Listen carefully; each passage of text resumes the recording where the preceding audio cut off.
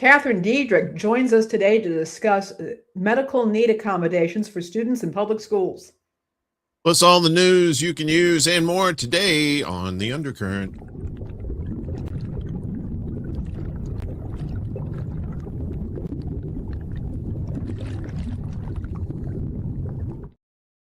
What's shaking, Uncle Warren? Oh, you don't want to know. Only my proctologist knows that information. We got people here. What's up, Jabari? CBC voter. I'm just going to call you Jam Jab. Good to see you. Be sure to check out Jamar Jabari's channel. He's been doing some good work lately. I mean, not just lately, but in addition to what he's already been doing. So check out Jabari Media on YouTube there. Yeah, we got CBC voter in the house too. I'm sure we'll have some stragglers come in late as usual. Like in the old days when I used to go to the Southern Baptist Church, as the congregation would fall in, you always see those 3 or 4 cats around the corner smoking cigarettes. It's like that's some of our people. Like they'll be along shortly. Yeah. So it should be okay. We got a big show for you today. We do have a really interesting guest. We got a mother of 2 kids with medical needs, and who they're teenagers now, but she's actually shepherded them through a Chicago public school system, and she knows a lot about public school accommodations for kids with medical needs and where where they will succeed in providing for those needs and where these schools fail. Yeah. I mean, that's definitely news you can use in today's world too, with all the uncertainties and whatnot. So let's see, anybody else pop in here? John Kemper. John, local guy. John, put mine out. Damn. You put yours out. No, don't put it out. Oh shit, what I do? Sorry. Well, we got news and stuff. That's a Chuck Barris thing. We got more stuff. Remember that from the Gong Show? When I was just thinking about the Gong Show the other day.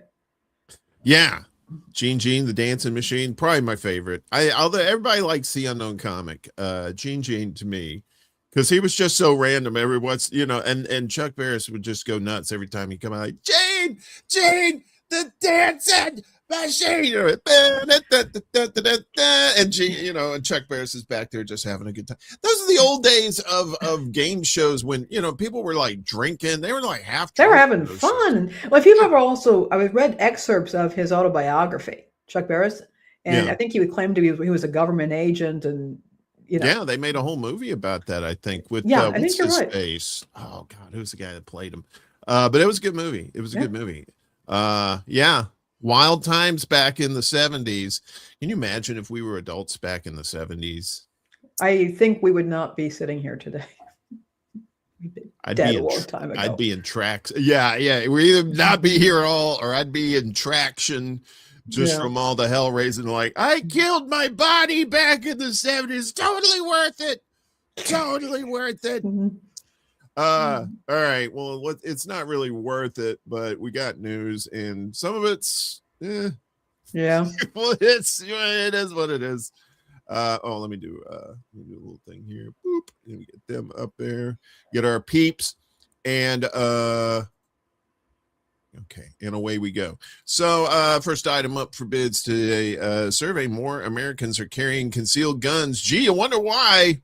Imagine that. I mean, what a reversal of the way people have been before, but we'll talk more about it once we get to this. So firearm sales went through the roof during COVID and 2020 social unrest as people scrambled to deal with a world that seemed to be coming apart at the seams. Previously thought of with a great deal of exaggeration as the domain of white male rural dwellers, gun ownership became increasingly diverse as women and minorities acquired the means of self-defense. A recent survey finds that many people among the growing ranks of gun owners are carrying their tools for protection. In the survey, 13.2% carry all or most of the time, with another 16.6% carrying sometimes or rarely. The Crime Prevention Research Center, CPRC, announced last month as the results of a survey conducted by McLaughlin and Associates. The percent who carry all or most of the time is virtually the same as the percent who carried similarly in December 2024, but the percent who carry at least some of the time or rarely has increased by 5.4 percentage points, from 11.2% to 16.6%. So the total who are carrying increased by 5.5 percentage points, up to 29.8%. As you might expect, needing permission to carry a weapon in the form of a concealed carry permit reduces the rate at which residents of such states carry relative to those in constitutional carry states where no permits are required. But 25.98%, 26% of survey respondents at least occasionally carry guns in states that require permits, while 34.19% do so in constitutional carry states themselves. The matter of who is carrying firearms for self-protection is eye-opening, since the survey's answers blow away a lot of preconceptions. Asked how often do you carry a concealed handgun, 22.5% of Hispanics answered always or most of the time. For African Americans, the comparable number was 19.1%, and for white people, 11.5%. Asians and other were included in both this survey and the earlier 2024 survey, but their representation is so low, under 50 people each year, that I'm not sure how much can be drawn from the answers, though they report carrying less often than other groups. Since the 2024 survey, the percentage of Hispanics carrying at least rarely has increased to 39.4%. For African Americans, it's increased to 41.5%. For whites, it's gone from 22 to 27.5%. So up they go. To an extent, this squares with perceptions that cities have worse crime than suburbs and rural areas. I don't know if it's so much about the criminals, at least the traditional criminals, since African Americans and Hispanics tend to be more urban than non-Hispanic whites, though this is changing as the suburbs beckon to all. People in higher crime environments are more likely to carry the means of self-defense. In the 2026 survey, 18% of urban dwellers reported carrying a handgun all or most of the time, as compared to 11.7% of suburbanites and 9.6% of rural dwellers. But the increasing numbers of Americans who report carrying concealed handguns also corresponds with the growing ranks of gun owners in recent years and their changing makeup. The FBI reports that from 1998, so that was 28 years ago. Is that right? Yeah. 8 of the 10 highest days for NICS background checks were in 2020 or later, as were 9 of the top 10 weeks for background checks. Not every background check represents a gun purchase, but they track closely enough to indicate sales patterns. And the fact that is that Americans are even better armed now than they were before 2020. This goes on. Won't have the full story on our Substack, but you basically get the nuts and bolts as concealed carry has gone up. And as I quipped just a minute ago, I don't think it's just because of the traditional criminals, although that may be on the rise. There may be other factors where the government themselves are scaring the hell out of people. And what do you do when you get scared? Pew, pew, let's go get them. Well, you remember what happened when ICE murdered Alex Preddy, and people who supported ICE were going, why is he carrying a gun? These are the same people who have no problem being strapped going into Target. Yeah. And at this point, I think it's broken. There's very little trust at this point. A lot of women I know will carry because they don't trust the local constabulary to protect them against abusers and stalkers. And the gun is an equalizer when you have a huge difference in physical strength. I don't like this. I mean, I'm not happy about this situation, But I think that there is, I mean, they're concerned about, yeah, the other class of criminals that we now have on the street, but also just a complete lack of faith in any of the systems to protect them from people with bad intentions. Yeah, and I was alluding to earlier how mindsets are changing. Back in the 90s with the plethora of school shootings and whatnot, there was this big push to limit guns, or at least get guns out of the hands of people who would do stuff like that. And now you fast forward to today, you're starting to see more and more people actually paying attention to what's going on in their own country and how crazy it's not only the government's acting, but the people around them are acting too. It's like, I better strap up, or I may be a victim, and that has like a cascading effect. When one of your friends gets a gun, you're like, oh shit, maybe I should get one. And then and then all of a sudden it's egoist. They told two friends and they told two friends and they told two friends.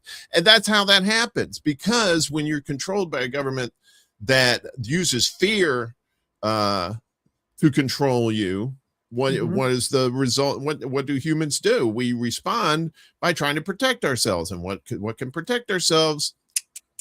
The old Annie Oakley tools there, pew pew. Yeah, pew, pew. I don't like it either. I'm not a fan of guns. I don't own one myself, although I got two right here. Two tickets to the gun show. Uncle Warren, when I get back to Chicago. Yeah, unfortunately, there probably aren't muscle in there. But yeah, it's a fear thing. And and people, I think some people who before would say no, who would have said, hell no, I'm not going to get a gun. That's not me. I don't want to contribute to a society like that. Are now starting to think, well, maybe want to live. I do. Yeah, I would like to live. And it's getting pretty crazy out there. And I don't know if I'm built for that. So I better go get some sort of weapon. And I'm going to take one step further with this. It may not be, I want to live. It may be, if I'm going to die, maybe I get to take somebody out, a bad person out in the process. Yeah. And that's, again, I don't think it's particularly healthy, but I understand the impulse at this point when you have people who are questioning whether certain elements of what is supposed to be our own government are in fact an enemy. Well, and you have to think too about how many people are turning to crime too, that weren't criminals before. You think about how much, as if you're a single person and you're doing crime, it's really, you know better than that. But if you're somebody that has a family and you need to feed that family, and that food is too much and your boss ain't paying you enough, and times get tough. I'm not saying that, obviously I'm not saying that they should go do that, but I'm just saying that does happen. People will get desperate enough for their families. And if they have to go get a gun in order to provide for their family, it's just a modern reality, and it's pretty scary. It is. Yeah. So, is it? Oh, okay, cool. All right. I thought I'd already read this. All right. So, in accordance to that, there's this story here. The court, SCOTUS blog, court sides with challenger to law banning drug users from possessing guns. They say drug users. I think they mean all drugs, but I think from what I read the other day, they were talking more about marijuana, but we'll get into it. Yeah. The Supreme Court ruled in United States versus Hamani that the federal government cannot prosecute a Texas man on charges that he violated a federal law barring users of illegal drugs from having a gun. It just says drugs there. In an opinion by Justice Neil Gorsuch, the justices agreed with Ali Daniel Hamani that at least when it is applied to him, the law violates the Second Amendment. Writing for the court, Gorsuch emphasized that the government was seeking to automatically strip Mr. Hamani of his Second Amendment right to possess a firearm and imprison him for up to 15 years based only on a showing that he regularly uses any amount of any controlled substance. But the government's arguments fell short, Gorsuch concluded, because the early American laws on which the government relied to support these restrictions targeted different kinds of people, did so for different reasons, and operated in different ways. The case began in 2022 when FBI agents searched Hamani's home and found a Glock 19 9mm pistol, 60 grams of marijuana, oh, you evil person, and 4.7 grams of cocaine. Okay, that's a little bit different. Just in case you don't know, folks, marijuana and cocaine, very, very different drugs. Hamani said that he used marijuana approximately every other day. How long did he use? How often did he use the cocaine?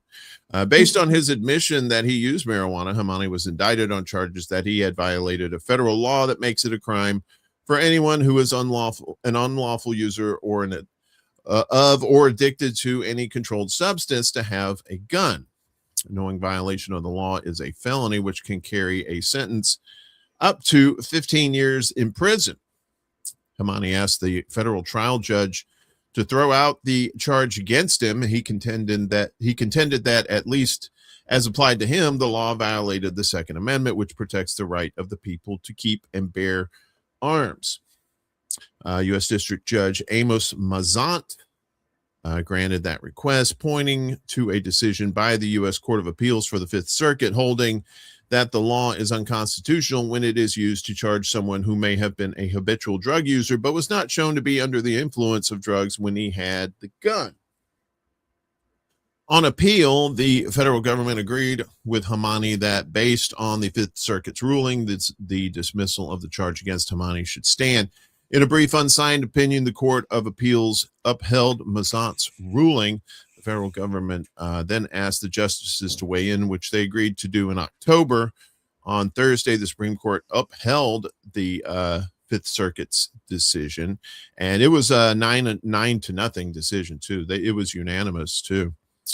In a 19-page opinion for the majority, Gorsuch explained that under the Supreme Court's 2022 decision in New York State Rifle and Pistol Association versus Braun,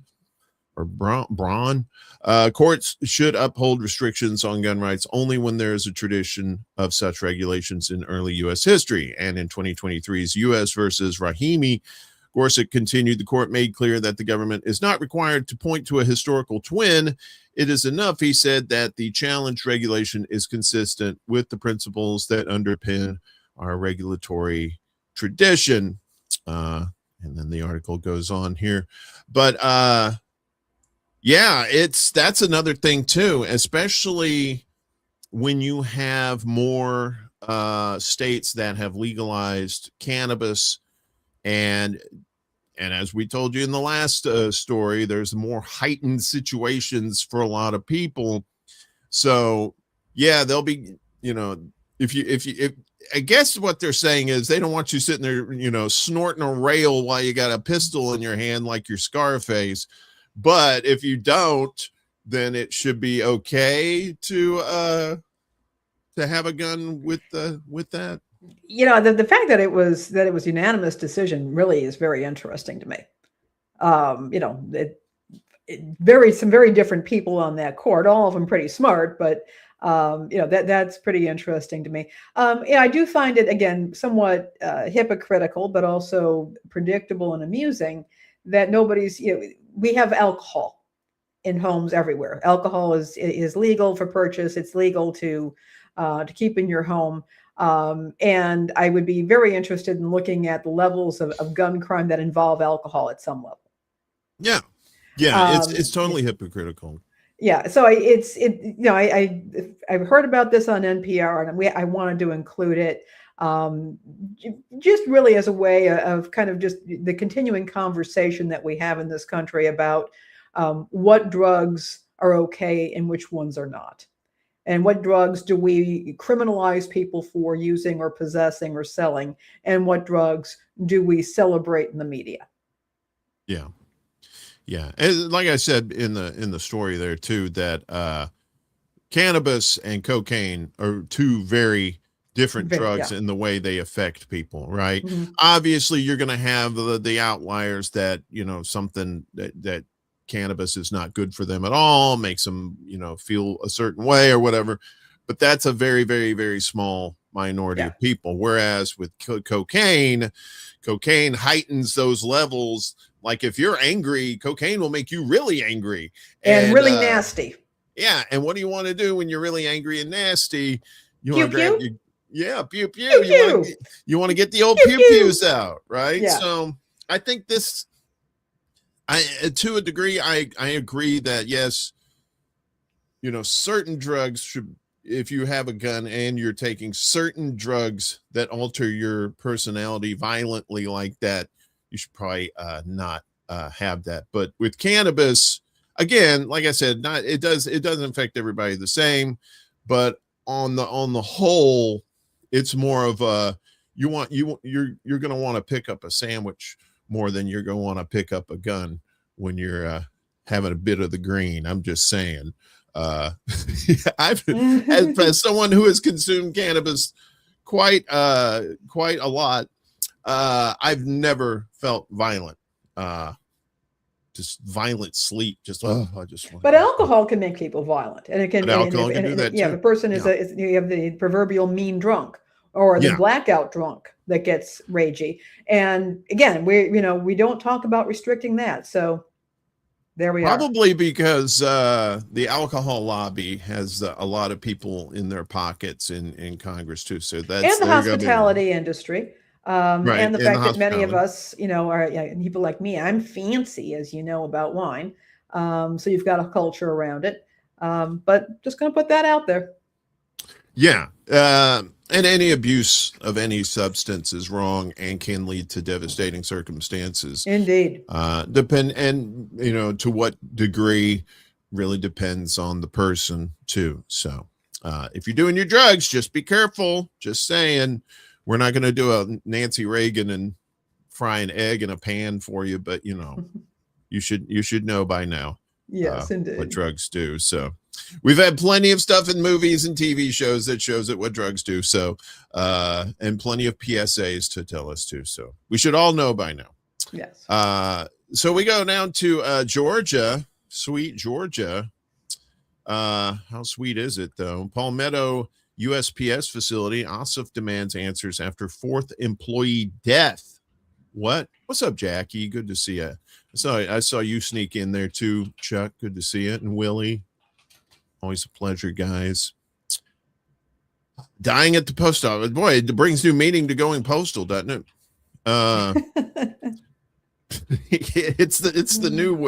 Instead of outward, it's inward.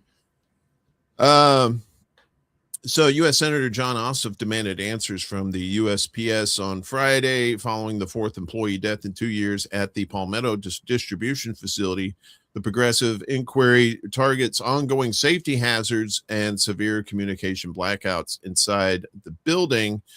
Ossoff sent a formal letter to Postmaster General David Steiner demanding a full accounting of workplace safety standards by June 26, which should be Friday. Staff members at the Atlanta Regional Processing and Distribution Center have experienced poor working conditions and management struggles since it opened 2 years ago. Let me guess, there was a sign that said Amazon and they just pasted a sign over that said USPS. Just saying. Yeah. That's word on the street. Employees lack functional cell phone service inside the facility, rendering them unreachable during catastrophic family emergencies. Local news reports indicate that staff members fear retaliation from management if they speak out about these internal issues. That sounds very familiar. So unanswered questions. Officials have not yet confirmed the specific causes of death for the 4 employees who died inside the facility. It remains unclear what immediate steps the Postal Service will take to restore emergency communication channels for the staff.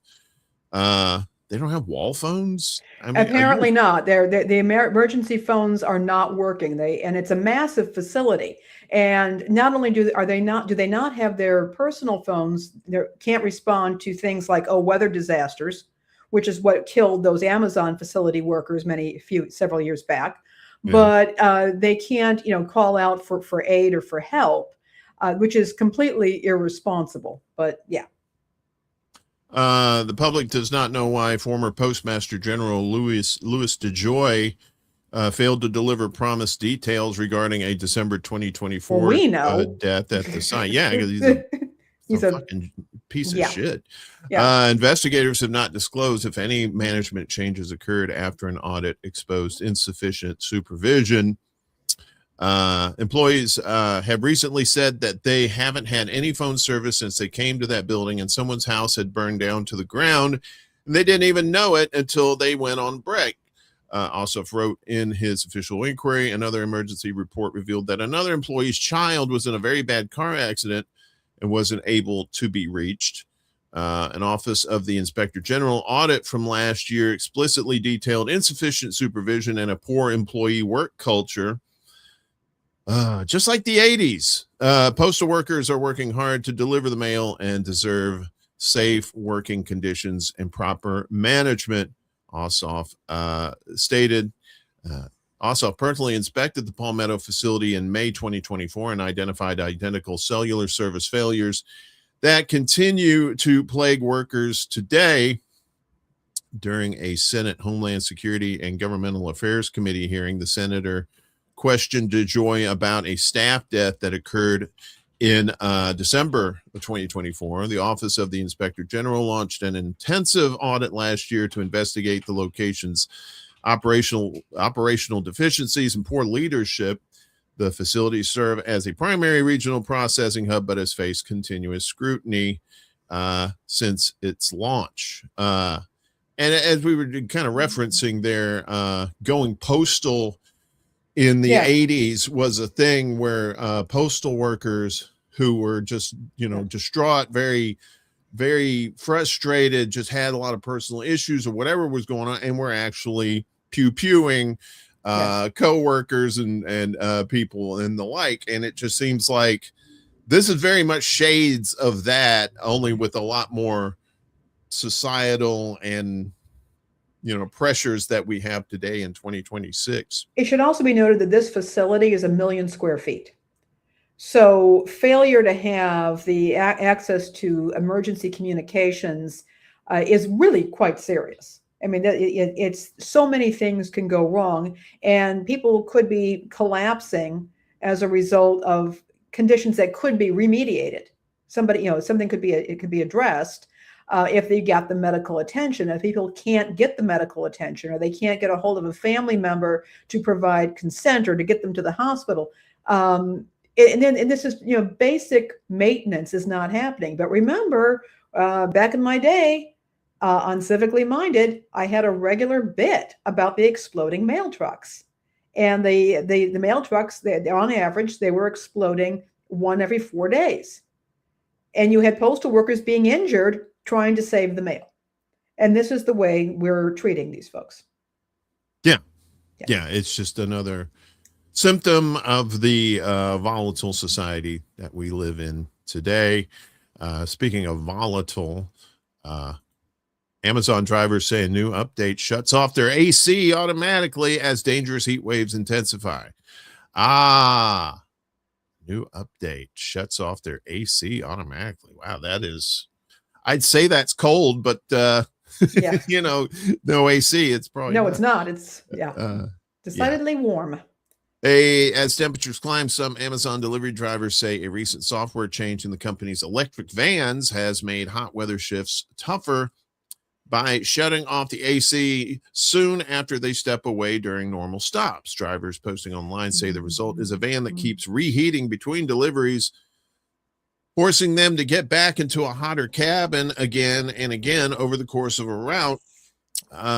Driver discussions online have zeroed in on Amazon's custom Rivian electric delivery vans, known as EDVs, after reports that a software update changed how the air conditioning behaves during drop-offs. That's according to 404 Media. Posts and screenshots shared in a driver forum say the system can stop cooling after about 30 seconds if the driver is out of the seat and the sliding door stays open. One driver wrote, as many of you are aware, the EDVs just got a software update where if you are out of your seat for 30 seconds with the side door open, the AC switches off. We all hate this, obviously. They probably also hate having to keep empty water bottles in their vans for certain purposes. Amazon disputed the criticism and said the update was meant to improve cooling for drivers rather than limit it. Well, yeah, that's backwards thinking right there. An Amazon spokesperson said Rivian recently released a software update for electric delivery vehicles that actually extends climate control for drivers. As a result, the AC now runs for up to 10 minutes after a driver exits the vehicle, ensuring a cool cabin when they return. The timer resets at every stop. The AC only shuts off if the driver sliding door is left open for more than 30 seconds, a battery conservation measure. On neighborhood routes, drivers often leave the sliding door open while moving quickly among nearby homes, so the van may start warming up again before they return. That can turn what is supposed to be a comfort feature into a real safety concern. Amazon says the vans are air conditioned and have cooling seats, but drivers have long said real world conditions do not always reflect the company's stated protections during extreme heat.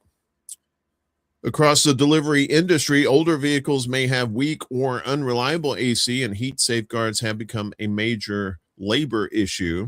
One driver wrote, Thing is, we are up and about way longer than we are driving, so the AC turns off, and when it turns on again, we're already getting up before the air is even cold.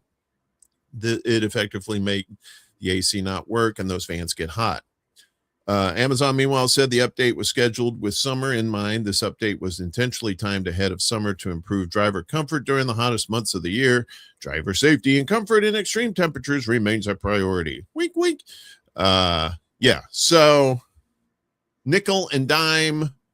Whether it's the government or a private industry, here we go. Treat our workers like crap, and their safety and well-being doesn't really matter. Yeah, well, the government and companies are starting to become one and the same anyway. Starting? Without, hiding it like they used. Now they're just doing it out in the open. They don't really care about that kind of stuff. It's like, oh, you're sweating. It's 106 degrees out there. Yeah, okay, sure. Yeah, we don't care. But we have to say we care. For press reasons. So, yeah, interesting story there for sure. We also have our guest. Yes, we do. And let me go ahead and bring her in. You want to do the old intro there? I will do so. This is my very good friend, Catherine Diedrich. Catherine, good to see you. Hi. I don't know. My screen is frozen. Hold on. Okay. It happens. You're sitting very she's got still. the AC. All the AC went into her place, and that froze up her screen. I've got it. I don't even need it today. Chicago is actually kind of pleasant out, except for the ever-present risk of thunderstorms and wind. Tornadoes. Actually, Illinois has been getting hit by a lot of tornadoes. It has, but that is mostly downstate, although we have had some very vicious windstorms. It's not quite as bad as last year in May when a large tree fell on top of my car. Ooh. So yeah, that was I remember. It was very exciting. Yeah. I did get a new car out of it though. So awesome. Nice. So as I mentioned at the beginning of the show, Catherine is an old friend of mine, and she is the mother of two children who are now teenagers. One is off at college, or back home from her first year at college, actually. Who have medical conditions that required accommodations in the schools. And I have well over 15 years now, has it been perhaps, or close to it? Almost, yeah. Following and knowing my friend here as she has navigated the public school system and the accommodations for children who have medical needs. And she's been an amazing advocate, but there's a lot that I've learned from her about what's available in schools and what is not available in schools. And I think there's often a presupposition that because we have the Americans with Disabilities Act, that public school is supposed to be open to any child, regardless of ability level or illness or nationality or whatever their status is. Public schools are available to all children, that the schools can automatically accommodate disabilities. What I've learned is that's not the case. And Catherine's been really helpful in helping me to understand that. So Catherine, can we talk a little bit about how you got involved and what you've learned and move on from there? Absolutely. And you'll have to excuse me if I'm looking down sometimes because I have notes. Of course. We I like look notes. down. I look down a lot because I get sad a lot, but that's a personal thing. I probably shouldn't have shared that. Please continue. Yeah. We heard nothing. Hear nothing, see nothing. Okay. So you're correct in that public schools are supposed to accommodate all students. And it's called the Individuals with Disabilities Education Act, or IDEA. And the Americans with Disabilities Act is also part of this, where it's Section 504. Have you ever heard of a 504 plan? I don't know if anybody has kids in the school system, they will have heard of a 504 plan. A 504 plan provides medical accommodations for a child with medical needs.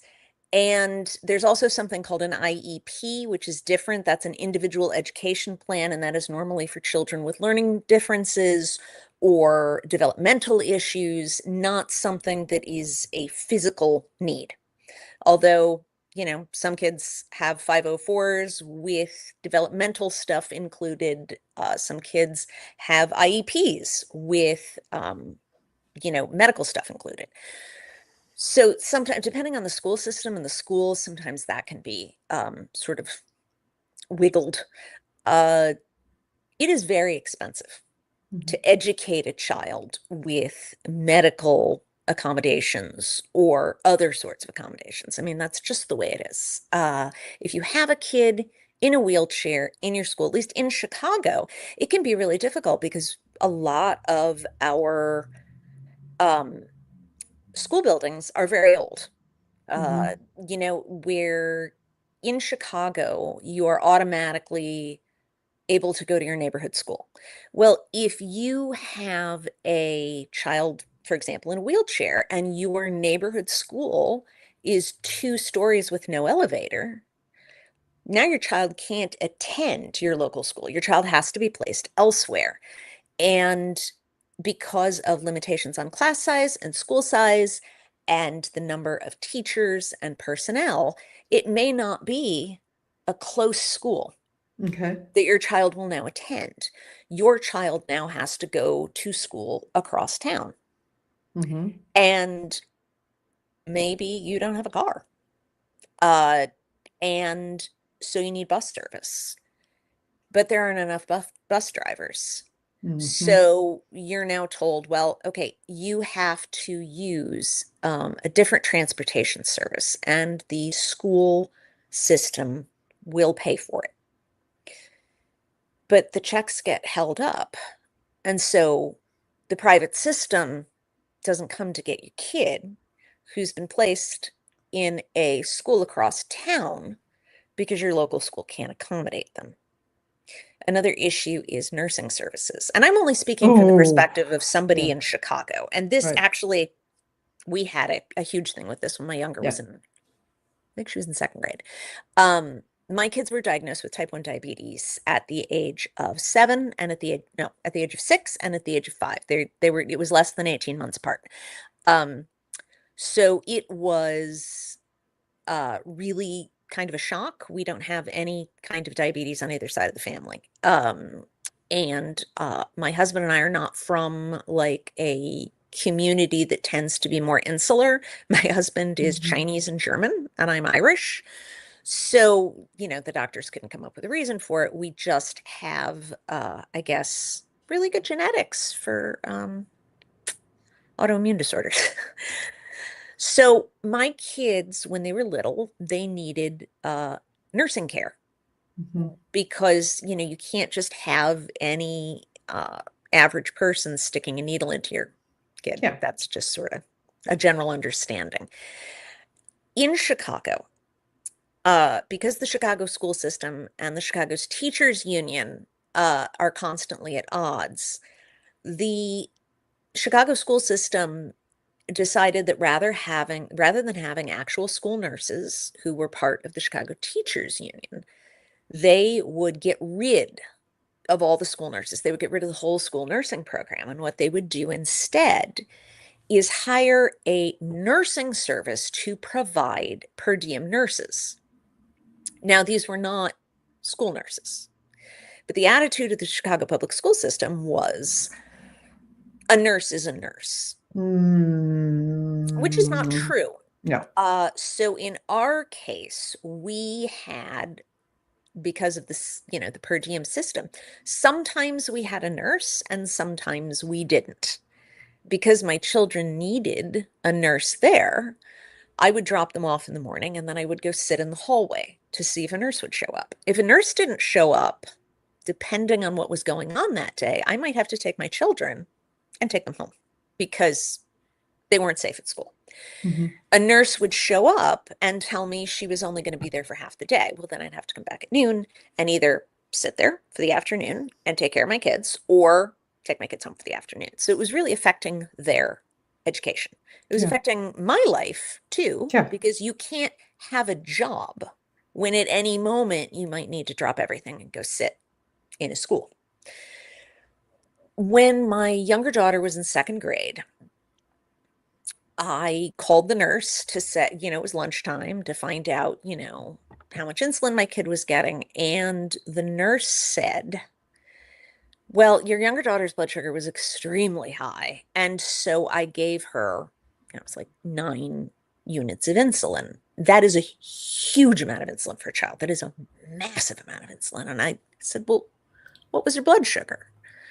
And it was very, very high. And I said, well, did you make sure that she had washed her hands before you checked the blood sugar? Because when you check blood sugar, you're piercing the skin with a needle. Well, if there's something on their hands, like sugar, that's going to be in the sample and the blood sugar is going to be super duper high. And she said, well, I think she did. And I was like, okay. And then I was like, well, the most that you can give in terms of insulin with the pump, it has a safety setting. You can only give 5 units of insulin. She said, well, I overrode the safety setting.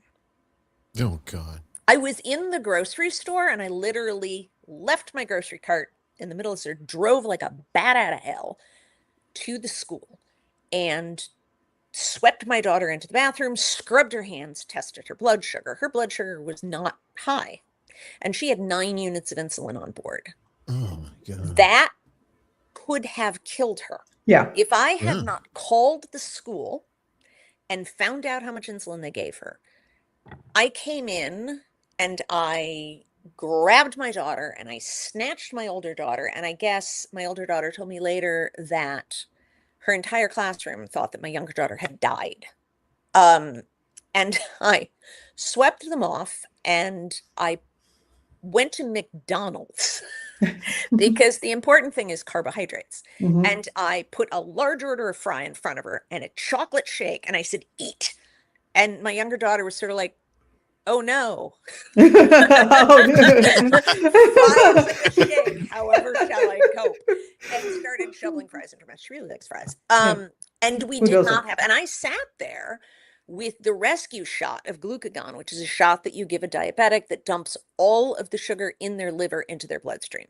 So when you have a child or an adult or diabetic who goes into hypoglycemic shock and can't function, you give them glucagon. Now it's a spray that you put up their nose like Narcan, and which I find much easier to use. I've only ever used it once, but my daughter didn't, have any negative effects from it because I was able to be right there. I actually, for the entire time my children were in grade school, was never more than half an hour away from school. I could not go half an hour away.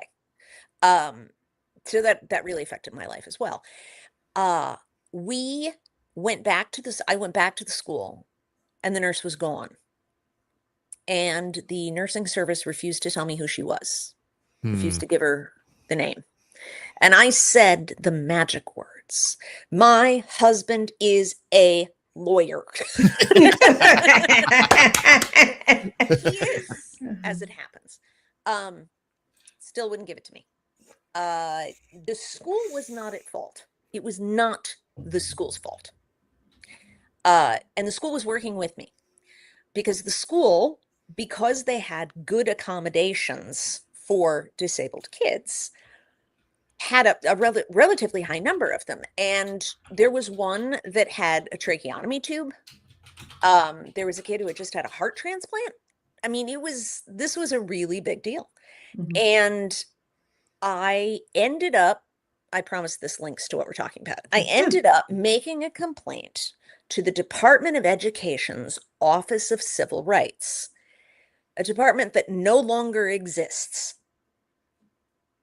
This department doesn't exist anymore. When did it stop? When did it cease to exist? 2025, I think. It was part of the dismantling of the Department of Education. Okay. It was taken apart. One of the departments that is kind of, oh, now it's part of the Justice Department. But where? Who do you call?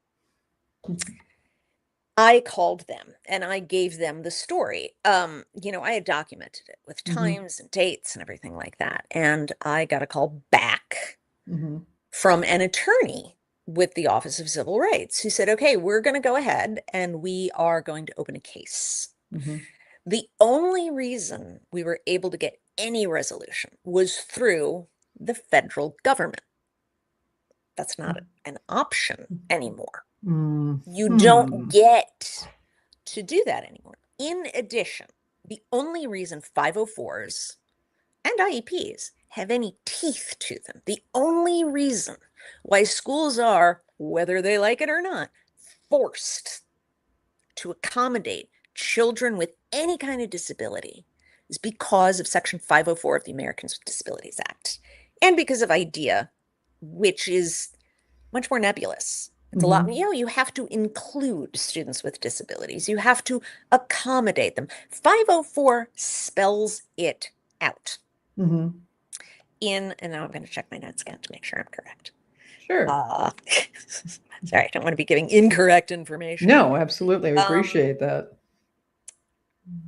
So one of the things that the Trump administration did in October of 2024 is they fired all the staff in the Department of Education that was responsible for distributing federal funding and ensuring states use it to provide disabled students supports and services they need to in school. So first, they took away all the money that schools were using for these accommodations, which they are federally required. This is not a state thing. It's not a school system thing, not a community thing, not your school board. The federal government is responsible for paying money to the school system so that they can accommodate these kids. Historically, the federal government hasn't given enough money. I mean, like, if you could install an elevator, your kid could go to its local school, but all they have the money to do is send your kid across town and pay for them to go across town. Now there's no money for that. There's no money coming from the federal government to make sure that these students get the services they need. It's, what they call an unfunded mandate. You've heard of that? You have to do this, but, we're not going to make sure there's money so that you can do it. So that's one issue, is they took away the money, but more importantly, they took away the people that administrated the program. Bureaucrats. They got rid of them. So I'm going to adjust my camera a little. So they took that away. They gutted the staff who were in charge of the IDEA program. The Department of Education fired half its staff in March of 2025. We know that. But then they fired more people, specifically the people who administrated the money and IDEA program. Out. They're not there anymore. So then we have 504 of the Americans with Disabilities Act, which is the program that forces state, local, whoever else, you have to accommodate this. which is what we appealed under. We said, we contacted the department, and the Department of Education said, okay, you can't just have this sort of free-floating nurses who don't know how to take care of children. The accommodation that we received was that grade school received a permanent nurse who would follow my child until she was graduated from 8th grade. No matter what school she went to, there would be a permanent nurse who was responsible for my child. We would not have gotten that had I not known who to call. Right. And just as an aside, there are no interpreters available. So had I not been a native English speaker married to an attorney, I would not have been able to get this accommodation for my child. I would have been screwed.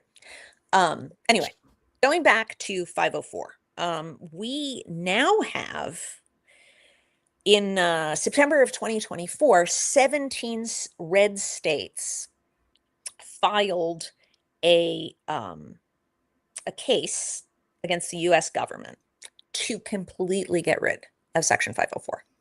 They don't have it anymore. So we don't have any funding for IDEA anymore. We don't have an Office of Civil Rights for students with disabilities or any other kind of problem. You know, if your teacher is a racist, you can't call the Office of Civil Rights anymore because it doesn't exist.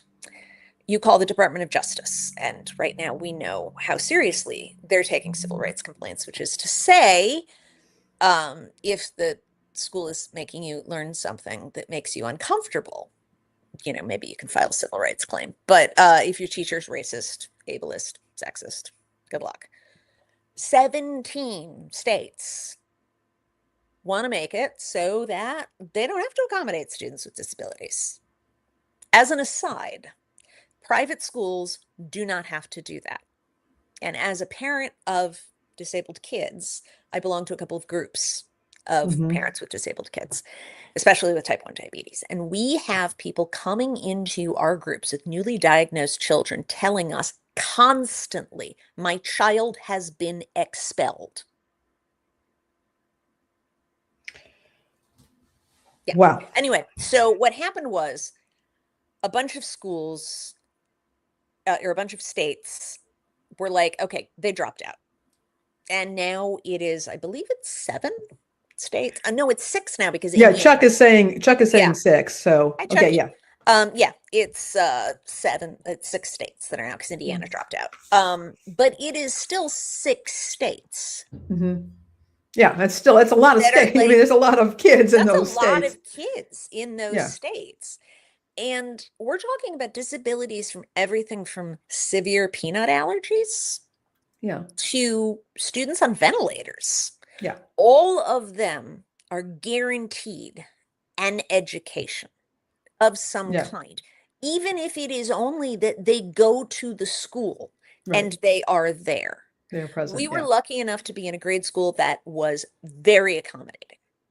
We had kids from all over the city because word gets out which schools will actually accommodate. And because in Chicago, you can enter a lottery to get into certain schools. You can rank them. There's ways to, Yeah. get around schools. But it is a serious concern right now. If you have a disabled child, first of all, where's your kid going to go to school? Right. Second of all, is my child going to be safe at Right. school? In a lot of states, good luck. Yeah. And then finally, what kind of education is my kid going to get in school? Chicago, for all its flaws, and it has many, especially our school system, I have gone in front of the Chicago School Board a number of times and spoken about the nursing issue where, my general message was, you are bad people who should feel bad. And which was very awkward when one of the school board members was actually married to my child's 4th grade teacher. Well, there you go. I'm like, hi, Al, you're terrible. So it is a big issue right now, these accommodations. And I think when we say accommodations, sometimes we think, oh, special things we have to do for the students. Somebody has to, go out of their way. Not necessarily. The accommodation can just be there's a nurse in the school. The accommodation can be my child has an extra half an hour with standardized testing because they have dyspraxia and their motor skills are slower. These are all accommodations that schools are forced to make. If the 504 program goes away, well, essentially what happens is 504 is part of the Americans with Disabilities Act. So I think for a lot of these 6 states, it is the first chip in the wall of getting rid of the Americans with Disabilities Act, because you guys know you're a news show. They want to get rid of the funding that helps disabled people stay in their families and stay in their homes. The ability to warehouse disabled people and developmentally delayed people. Just, get them out of here. We don't want to look at them. It seems like another form of collective punishment that's been going on, not just with kids, but with people in general in the country too, And it also it points to me, okay, if a child cannot be accommodated in the school, or is not being accommodated in the school, or a person with disabilities, is not able to, say, work outside the home, who cares for that person? Well, there's the warehousing, of course, but there's also who often provides caregiving. Do they tend to have something in common? Yes. Yes, they do. We have a huge number of immigrants who come and get there. I mean, have you ever been in a hospital and not encountered a Filipina nurse? Yeah. She's 4'10" and 55 years old and will happily kill a man. I'm not wrong. I'm not wrong. And she cooks and she brings food for everybody. That's my experience. I've been in a lot of hospitals. But yeah, there's a lot of immigrants and people of color who work as what they call paraprofessionals, which are in classroom assistants for people with disabilities. My older daughter is a summer camp counselor with the Chicago Park District. And this year, because she is diabetic, she tends to have at least one child who has a paraprofessional in her group, just in case something terrible would happen. There would be another adult there. And she has never had a paraprofessional who was born in America, because it's not particularly well paid. It's hard work, especially if you're assisting a child in a wheelchair who has some kind of physical disability where they need to be moved, they need to be picked up. And also, you don't just have white kids with disabilities. You have kids from non-English speaking families. And it's super important to have paraprofessionals who speak the family's language. And understand the culture. And understand the culture. So, that's also vitally important. And I'm sure that's, one of the basic reasons, we're going to get rid of all of these people too. And also, I was just in addition to that, I was also thinking that think about women who there's a move within certain segments of our current zeitgeist who want to get women back in the home, who want to strip women of their ability to support themselves. They want to they want to do that, and to say to them, we're not going to do anything for your children in the school. If you want your child to get an education, you will have to either facilitate this yourself, taking that woman, it's oftentimes a woman, not always the mother, taking her out of the workforce, or you're going to have to care for the child at home, and by extension, any family member with a disability. Right. Like, for example, despite the fact that I have a bachelor's and a master's, I have not been in the workforce since 2005. I was effectively removed from the workforce. First, I had kids, and the price of childcare meant that I had never in my life earned enough money in a year that would make it, make financial sense to stay home. It made financial sense for me to stay home. When my oldest was in first grade, she was diagnosed with type 1 diabetes. When my youngest was in kindergarten, she was diagnosed with diabetes, and it became very clear to me very fast that medical childcare was not something we could afford.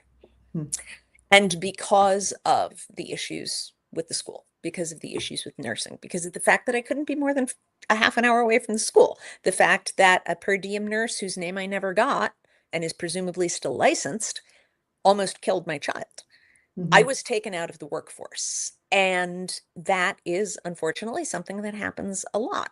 And when you're dealing with a diabetic, 90 days of insulin for 2 diabetic children, cash price, is over $5,000. And that is just the insulin. That's not the endocrinologist visits. That's not the continuous glucose monitors. That's all kinds of things like that. And I'm actually reading down here, Jacqueline. Charter schools are a little weird. It's kind of up to the school whether or not they accommodate. I because this is my hill to die on for accommodations. At this point, I go to other people's 504 meetings, because if the school gets mad at the parents, that's one thing. I'm a total stranger. I can come in and say, this child is entitled to XYZ, PDQ. I have written a 504 that accommodates all of these things. And I can cite you all of the cases to back up why this happens. And I am a white native English speaker. And, I'm going to sit here and try to kill you with my brain. I can force an issue the way a lot of parents can't. And so that's something that I volunteer to go to these things with parents with diabetic kids, because I can be awful to a school and your kid is not going to, suffer from backlash because my kids don't go to the school. But charter schools are kind of difficult. I actually applied to a charter school to see what they were going to do. And they were happy to take my children right up until I told them my children needed nursing care. And then then suddenly my children were not a good fit for the school. Charter schools have, despite the fact, let's not get into school choice. I get really mad about that. Charter schools in most states can choose the children that they educate, because they are allowed to not take children who are not a good fit. And wouldn't you know it, kids with ADHD, kids with physical problems, kids with developmental issues, they kick out. They're like, oh no, we can't accommodate your child because your child's expensive to educate. And that's kind of, what the school choice movement is towards, a 2-tier education system where the kids that are cheap to educate can go to a private school or go to a charter school. The kids that are expensive to educate, who need paraprofessionals, who need help, who need nursing care, they're going to stay in the public school system. But the money is going to follow the students. So the kids in the private schools and kids in the charter schools, the ones that are cheap to educate, they're going to have, the school is going to make money off those things. And the kids that are left in the public school system are going to be the ones who are, who need accommodations, who need help, who need whatever else. And thus, the children left in the public school system are not going to get nearly as good an education. So, wow. In conclusion, everybody should be concerned about this, because the disabled population is something anybody can join at any moment. At any time. Yep. At any time. I had really healthy kids right up until I didn't. I had children who didn't catch viruses. I had children who had never been sick. And then both of them suddenly developed a autoimmune disorder without a cure. And everybody can eventually, something like that can happen. You are only one illness, one accident, one whatever away from needing accommodations yourself. And so I think that this is an issue that more people should talk about and more people should be concerned about, because this idea that somehow, oh, it's disabled people, oh, it's this, oh, it's that. It's not. It could be you. It is your grandmother and grandfather who have become disabled through age. Right. It is going to affect your family. Yeah. But Absolutely. it was, it didn't, I mean, Lainey and I'm not going to out her age or anything, but she's the same age as I am. And I remember back in you're the both days. 25. Exactly. Exactly. Never mind the fact that I've known Lainey for like 30 years. Yeah. Well, you have a time machine, and you don't really have to go into that right now. It's fine.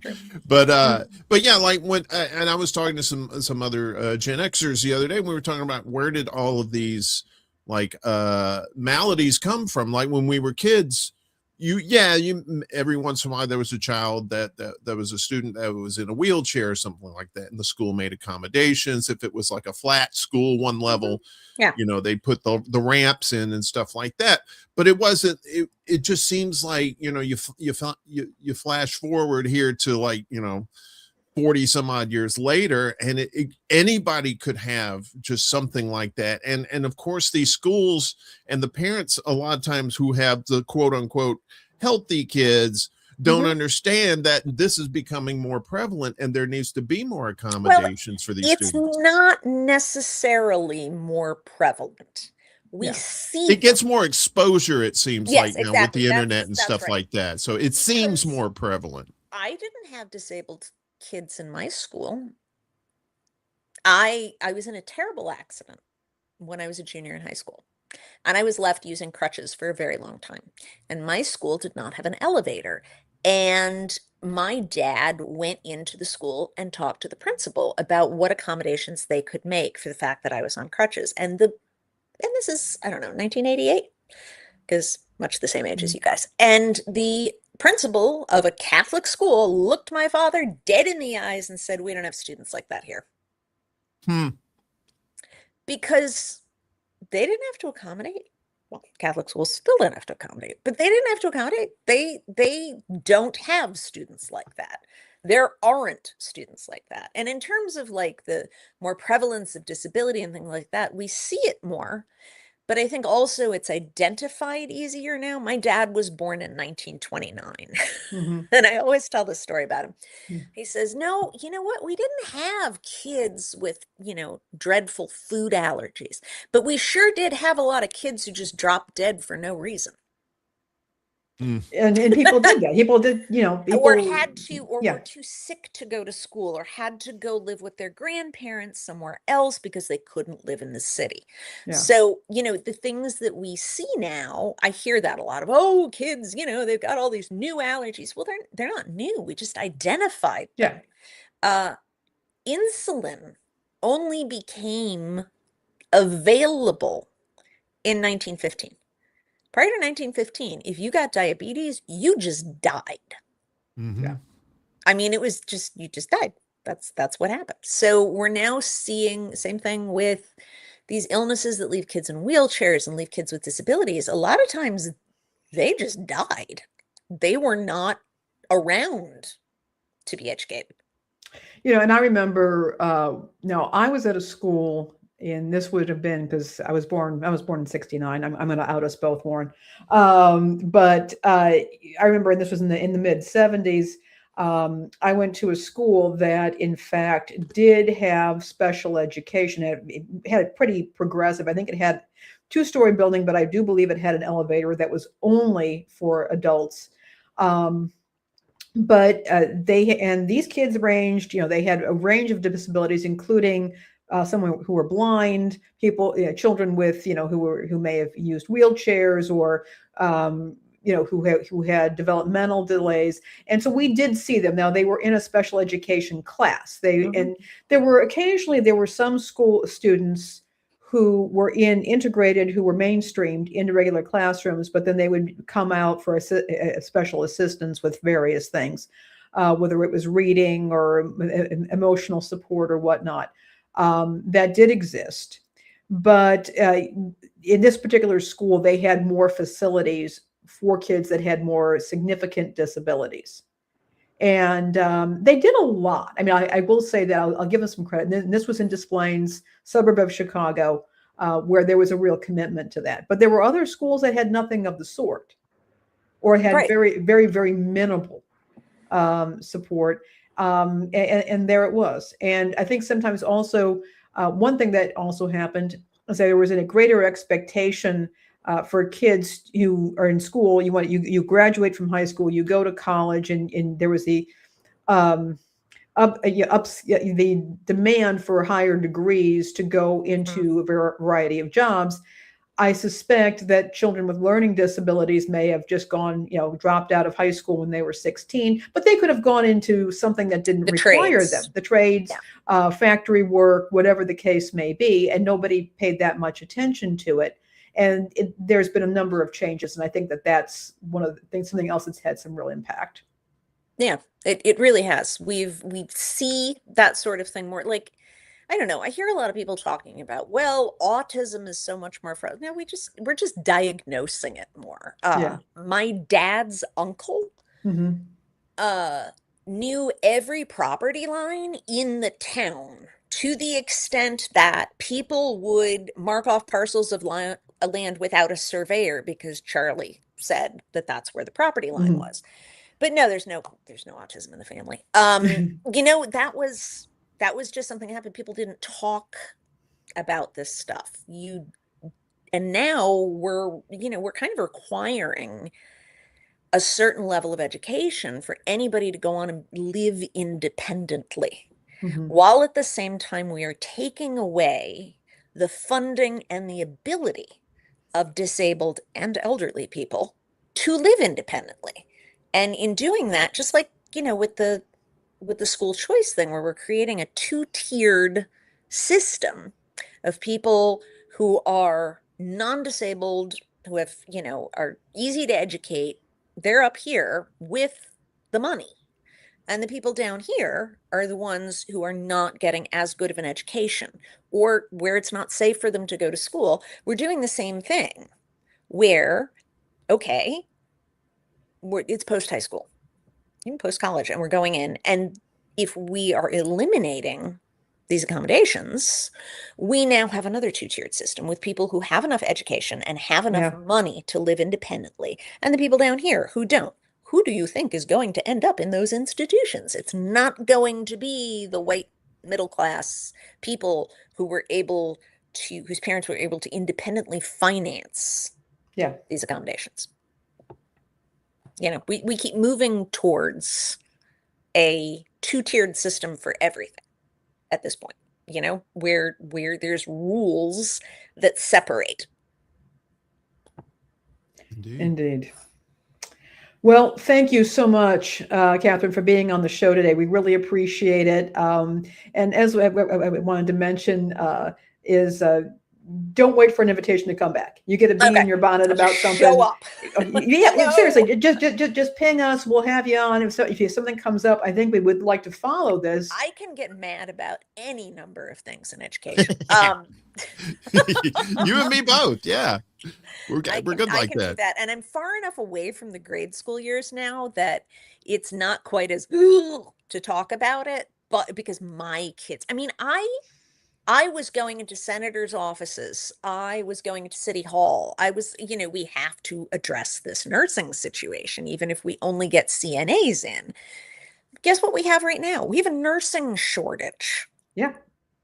So, what happens now? Well, nobody knows, because we're getting rid of the funding for the paraprofessionals and the CNAs who are able to be trained to do nursing work. Yeah. So, two-tier system that the government is currently really in favor of doing. So it was lovely talking to you guys. I actually am going to bail and go pick up a kid from work.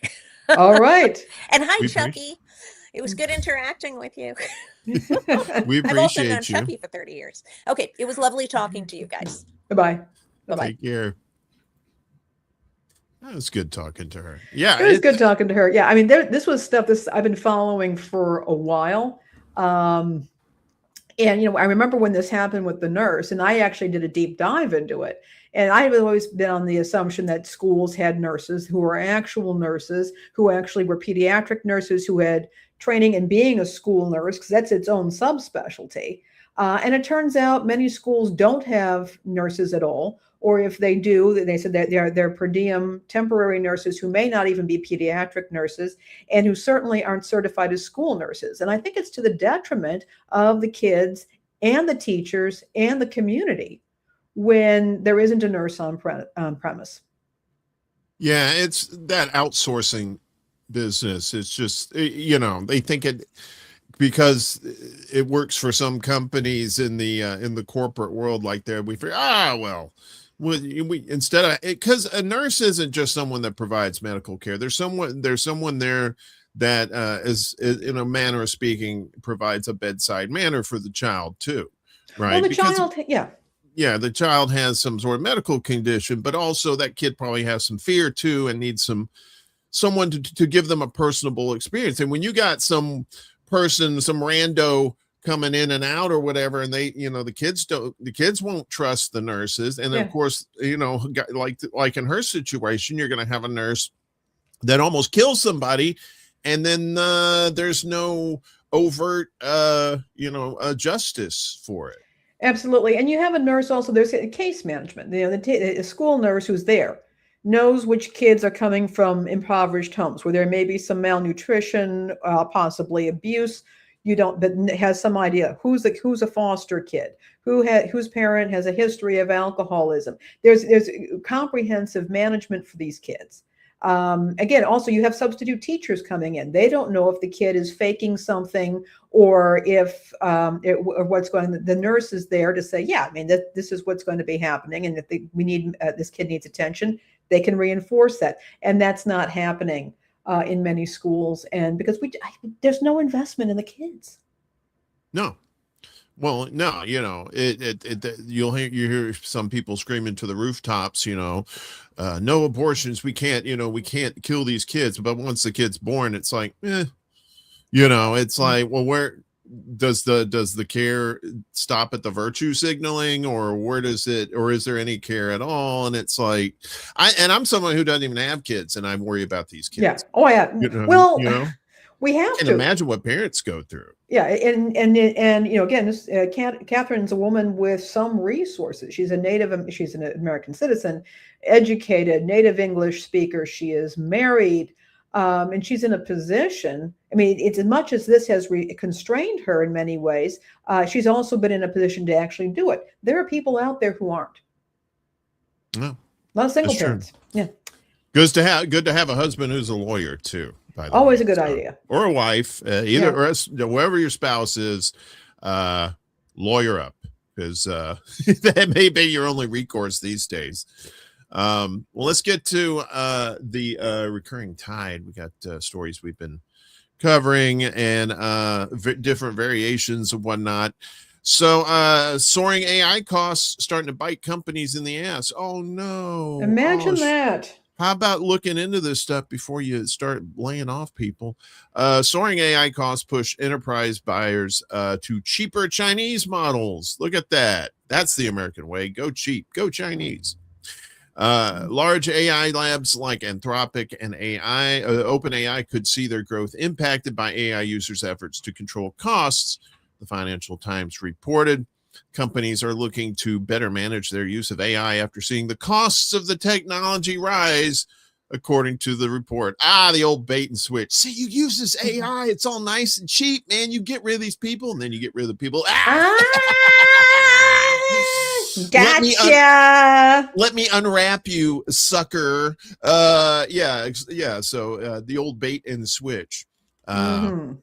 The rising costs have been driven by the shift from chatbots to agents, which consume more computing power, as well as the AI labs move from flat subscriptions to token-based billing, per the report. This has created an opening for Chinese AI labs that are able to charge less than the U.S. companies due to their more efficient models and China's lower energy costs, the report said. Just a little fun fact about China, they have the most, they use the most reusable energy technology like wind and solar. They're using like gigawatts and megawatts of this stuff. And we're over here, praying for a lightning bolt to give us more electricity.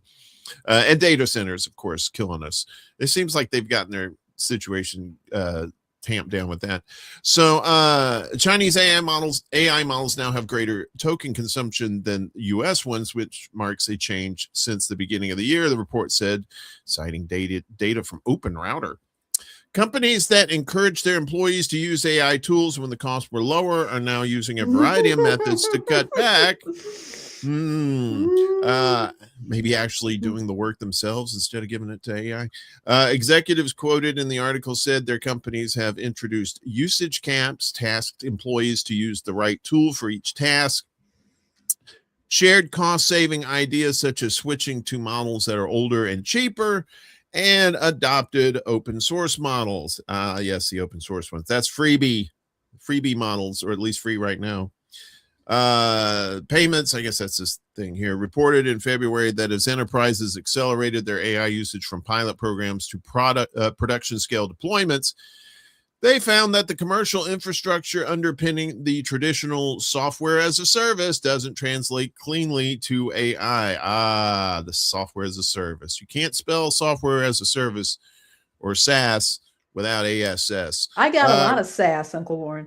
Yeah, they're more the ASS variety than the SaaS. Rather than charging per employee, AI charges per token, per application programming interface, API call, that's what that is, per generated image, per inference cycle, per autonomous workflow executed in the background while no human is watching, or in some cases, all of them simultaneously. It was reported in May that Uber exhausted its full year 2026 AI budget by April.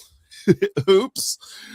Leading executives to say that the company was back to the drawing board and that the productivity case had not closed. On June 1st, it was reported that Walmart limited employees' AI usage amid rising demand. The company began offering a set number of tokens for each employee to use with its in-house AI agent Code Puppy. Before this, workers had an unlimited number of tokens. Yeah, so that's the old AI bait and switch. I kind of knew this was going to happen, when, especially the ones that started getting rid of laying off people. And they say, oh, AI is going to take care of it. And like, not so fast there, Chief. Turns out it didn't. Yeah. It was kind of predictable. And I think, I think in some cases, the companies who have found this out early enough may be able to mitigate some of the problem. For those that don't, they can get themselves into a real pickle when suddenly the AI that they're using comes back. They've really hiked up those fees. They've hiked up the costs. They've let go of their employees who are now not happy with them. Some of those employees, because they're talented, may go back, be getting better jobs elsewhere. Because once those companies, the companies that early on decided to pull in the reins to rein in AI spending and realize that it's probably better to have humans doing these jobs, will be able to hire these folks who are actually talented. Some of those folks may also just drop out of their niche and they may go into something else. Now they're going to have to go back to the drawing board, hire people to come back, and that takes a while that's costly. It's very costly. And there could be a major bust.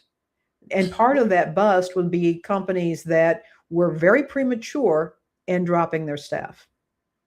Yeah, I mean, you don't have to be ancient to remember the .com bubble that burst, Lord. right? I mean, it's the same frenzy back then as there is now with AI. And a lot of people who remember that are saying this is the same thing's going to happen. The AI bubble's going to burst. And good luck trying to get those good people back if they haven't already found jobs at other places that won't replace you with AI. Human loyalty. How about that? That's something you don't hear about much these days at all. Not really. So yeah, AI is definitely, while it has its advantages, the downside of it is it's just way too much for it. I wish you could have like, because I know like creators and stuff who use AI because they can't afford, or they don't know somebody who's really talented artistically, or they can't afford to hire somebody, and they just need that little edge to try and get ahead with whatever project they're using. So they'll use that, or they'll use it for organizational purposes and stuff, which is fine. But when you start replacing people with it, yeah, you're asking for a hell of a lot of trouble. Let's see. So we go to talking about the deportation and the clergy. This is up your alley there. You brought this in. Yeah. They have already suffered enough. Central African clergy respond to U.S. deportation. Religious leaders in the Central African Republic say they were stunned by the arrival Friday, as June 12th, of migrants deported from the U.S. to their country without cultural or familial ties, questioning why people who fled religious and political persecution were sent to a nation still grappling with its own history of sectarian violence and instability. The U.S. government flew at least 24 migrants from countries including Iran, Afghanistan, Turkey, Armenia, and Georgia to Bangui, the Central African Republic's capital, as part of the Trump administration's third country deportation agreements with several African and Latin American countries.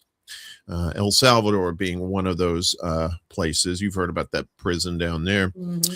Human rights groups and immigration lawyers say several of those deported had established credible fears of persecution in their own home countries, including torture, imprisonment, and death. Among them were Christian converts at risk and at least one Iranian pro-democracy activist who could face severe punishment if returned to Iran for her political activity and religious beliefs.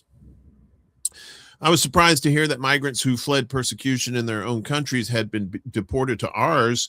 Jean Ngaba, an evangelical pastor in southern Central African Republic, told Religion News Service some of the deportees had been granted without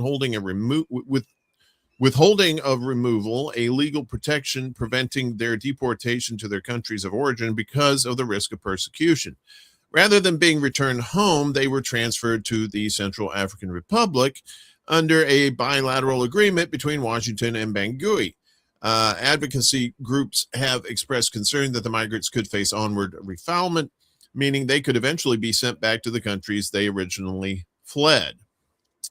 In particular, the Iranian American Legal Defense Fund has warned that deporting Iranians to the Central African Republic is potentially fatal, pointing to close ties between the African country and Moscow, key ally of Iran. The Central African Republic is poor and still trying to heal after years of conflict between Christians and Muslims, said Ngaba, who works on local grassroots peace and reconciliation initiatives. It is inhumane for any government to do this to people who have already suffered because of their beliefs or political views. So far, no church, mosque, or faith-based charity has been formally tasked with receiving the deportees, although religious leaders interviewed by RNS said they would be willing to help if asked. As religious leaders, we're ready to assist them if we are called upon or if we meet them, Ngaba said. According to immigration advocates and officials familiar with the operation, the deportees are being temporarily housed in apartments in Bangui while authorities determine their next steps. Their long-term future remains uncertain, and the Central African government has not publicly clarified whether they will remain in the country or eventually seek asylum elsewhere. The International Organization for Migration is providing post-arrival humanitarian assistance at the request of the Central African government, but has stressed that it is not involved in the U.S. deportation process itself.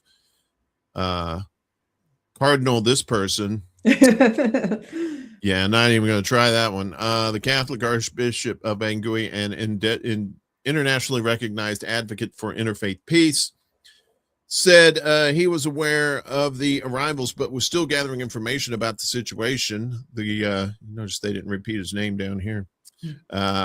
Good on you, article. The cardinal said the Catholic Church would be willing to assist the migrants if called upon, reflecting the church's commitment to helping people in need. Muslim leaders have also voiced concerns over the deportations. Cleric Musa Ibrahim, I'll attempt these names because I'm used to saying them and butchering them. A Bangui-based Muslim leader who has worked to promote peace and reconciliation said many of the deportees had escaped religious persecution, only to arrive in a country with its own complex history of sectarian tensions. Yes, kind of almost like out of the frying pan into another frying pan. Most of these people escape persecution because of their beliefs, Ibrahim said. But here in the Central African Republic, we have a long history of religious violence because of conflict and weak state authority. Muslims have fought Christians and Christians have fought Muslims. For more than a decade, the country has experienced repeated cycles of violence, including the predominantly Muslim Salika coalition and the largely Christian and animist anti-Balaka militias. Although a ceasefire reached in late last year reduced large-scale fighting, insecurity remains a challenge in parts of the country where armed groups continue to operate. According to the Open Doors World Watch List 2026, the Central African Republic remains among countries where Christians face significant persecution, particularly in areas where government control is weak. And the article goes on here. You can read the rest of that on our Substack. But yeah, and it you know, just people who aren't religious being deported to these countries are seeing it rough. And I can't even imagine people of faith doing, going somewhere like that. It just seems like more collective punishment for some reason. It's the cruelty, and as Chuck keeps on pointing out, the cruelty here is the point. It's when you send some, you say we don't want you here, so we're going to dump you someplace where you don't know the language, you don't have any friends, you don't have any family, and where the situation may be far more unstable than the place that you came out, the place that you left, that you departed. And this is what we're going to do to you. There's absolutely no sense of a duty of care for these folks.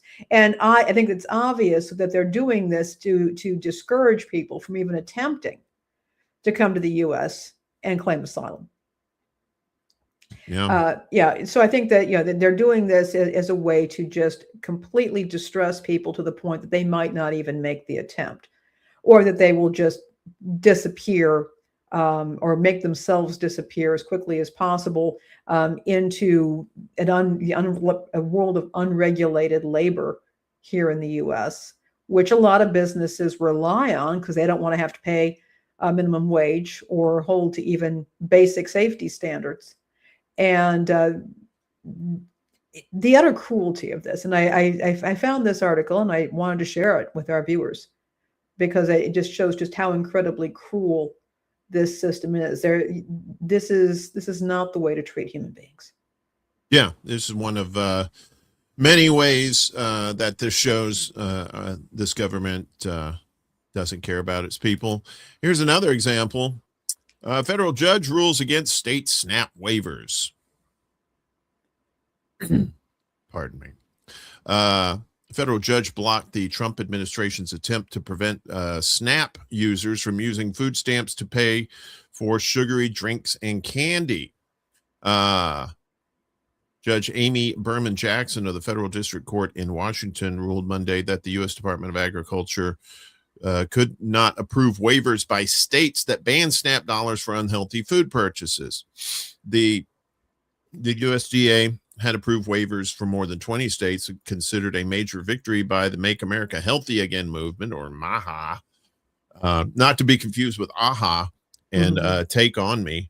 Take on me. In her ruling, Jackson said the Trump administration and USDA could take lawful steps to encourage healthier food choices, but they could not violate the law and their own regulations along the way. As much as Trump tried, he tried to take your soda pop and candy away. Hey, some bitch.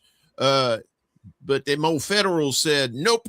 You're seeing a lot more judges turn on Trump now. So him taking stuff to court is probably not going to benefit him for much longer.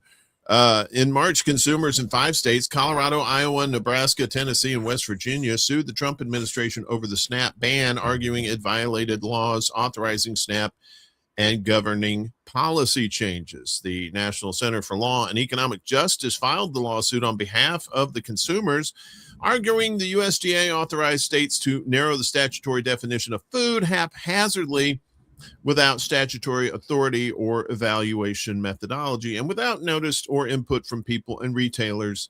The policy directly impacted. Retailers complained the waivers made things difficult at checkout. Yes, more bureaucracy. And of course, a slippery slope too, because that could always lead to, well, you know what, this isn't food either, and they start whittling it down little by little. Numerator released data in May showing that the waivers would affect roughly 1/3 of SNAP participants, and 63% of SNAP consumers would use non-SNAP dollars to purchase soda if it became ineligible, whether to buy as usual or shift to less expensive alternatives. 60% said the same about candy, and 45% said the same about energy drinks.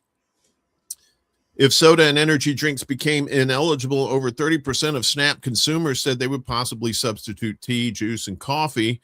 Candy showed a similar pattern, with fruit, ice cream, and fruit snacks each cited by over 30% of SNAP users as potential replacements, according to Numerator. In states implementing waiver restrictions by the end of this year, SNAP households intending to redirect spending to other categories or cut back purchases could drive sales declines of up to $430 million for soda, $300 million for candy, and $100 million for energy drinks. And instead of like trying to limit people on SNAP when it comes to their food, if you sincerely want them to have healthy alternatives, maybe say, well, if you spend your SNAP dollars on vegetables, for example, or fruits and vegetables, that the money that you spend that month you may be able to get in addition to your next SNAP, yeah. And there's been restrictions. We've reported on this. So, I mean, that's not necessarily an end all be all, but that could be one option to incentivize people to eat more healthy foods instead of punishing them by saying, oh, well, soda and candy. Well, in moderation, soda and candy are just fine. They're probably about as safe as anything else with microplastics in it and whatnot. But, this is, again, it's just more punishment. It is. And this is something I've been railing against for a long time. As we reported a couple of weeks ago, there was one state, was it Mississippi or Missouri? I don't know, but they'd cut the program that would double SNAP benefits at a farmer's market. And this is a state by state basis, and the farmers markets can make their own decisions about this sort of thing.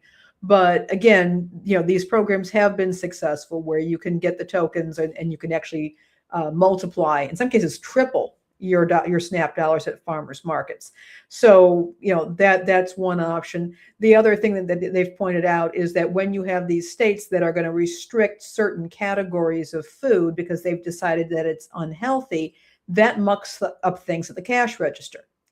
And that makes it harder for the retailer. It's humiliating for the consumer, and it makes things harder on the cashier, and it slows things down for that business. And grocery stores are operating on razor thin margins. So this is disincentivizing the acceptance of SNAP benefits. And again, when we get into, well, what is a healthy food and what is not a healthy food, that is not as straightforward as everybody wants to think. Some of these, for example, these programs will say you can't have candy, but you could have a granola bar or a protein bar that, may have some additional nutrients added, but are still high in sugar and high in calories. They will say you can't have something that is sugar-free, even though they will use the term sugary foods or sugary drinks when the food has no sugar in it at all. Or it might say it's okay to buy juice, but juice is often very high in sugar. As a matter of fact, the American Academy of Pediatrics has warned against giving young children juice because the sugar concentration is so high. We're also talking about, we had a guest on earlier, who has children who have diabetes, And in fact, yes, giving a child sugar in some cases is absolutely what is necessary to help control their blood sugar. There are people out there who have dietary aversions. They have intolerances, allergies that will very much limit what they can eat. And right now, the SNAP program, if people are allowed to buy food with their benefits, you have a very efficient way of getting food to people who need it. You don't have a separate supply chain. You don't have separate logistics. And when you start putting these restrictions in, all you do is muck things up, and the people who suffer are the people who don't have money for food. That's my story, and I'm sticking to it. Yeah, I agree. I agree about the farmers markets, but not everybody has a farmers market near them. That's why I said they should apply to vegetables anywhere, like supermarkets, small places, that sort of thing. They do that with WIC. There is they did. or they did. I don't know what's going on with it now, but they did have a thing with WIC where there was that an accommodation was made for fresh fruits and vegetables. And I've been aware, this was a while back, but there were some grocery stores that would actually bring in nutritionists. They would have cooking classes showing people how to prepare the foods. Everybody got a gift card that they could, spend in the store to take what they've learned. And it seems now that there's not even that emphasis anymore. I don't like it. Humiliation ritual. Well, we go from food to housing. As Trump cancels plan to sign major housing bill as he fights with Congress over the SAVE Act. Yeah. Save his ass act is more like it. Probably not going to happen. Trump abruptly canceled his plans to sign a major bipartisan housing bill Wednesday, saying he will not do so until Congress passes the Save America Act, a sweeping elections bill that has become a focal point of his second term. Today's housing news, I'm not going to do his voice because he wrote this. Today's housing news conference and signing is hereby canceled until such time as we pass the desperately needed Save America Act, which I consider to be a national emergency, he posted on his True Social account. So basically holding it hostage until he gets this bullshit passed. It was not immediately clear whether he still plans to sign the housing bill or veto it. The White House did not immediately respond to a request for additional comment. Trump has repeatedly pressed Republicans to pass the Save America Act, which would overhaul elections in all 50 states. And basically guaranteed Republicans would win. And add new proof of citizenship and voter ID requirements. But Republican leadership insists they do not have the votes to pass it, given Democrats' strong opposition and an unwillingness among Republicans to get rid of the legislative filibuster.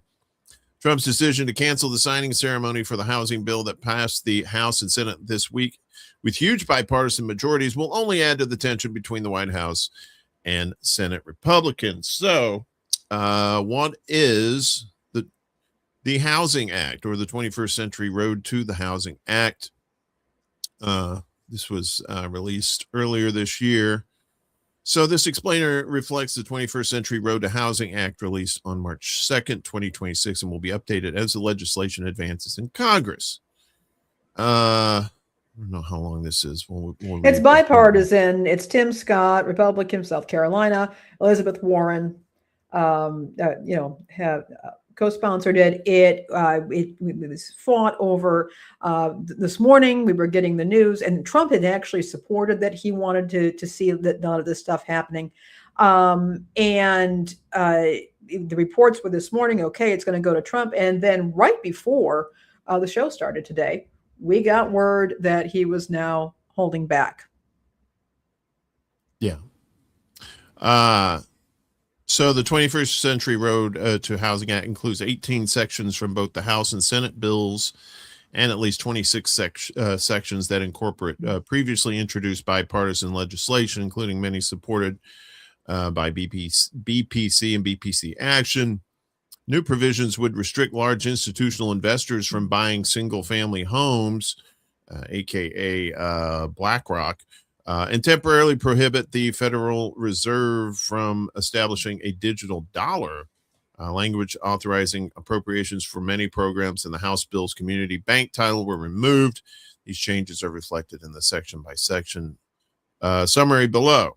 So the bill is aimed at reconciling the approaches taken in the House's 21st Century and Senate's Roads Bill while reflecting Trump administration priorities, particularly limits on institutional investor purchases of single-family homes.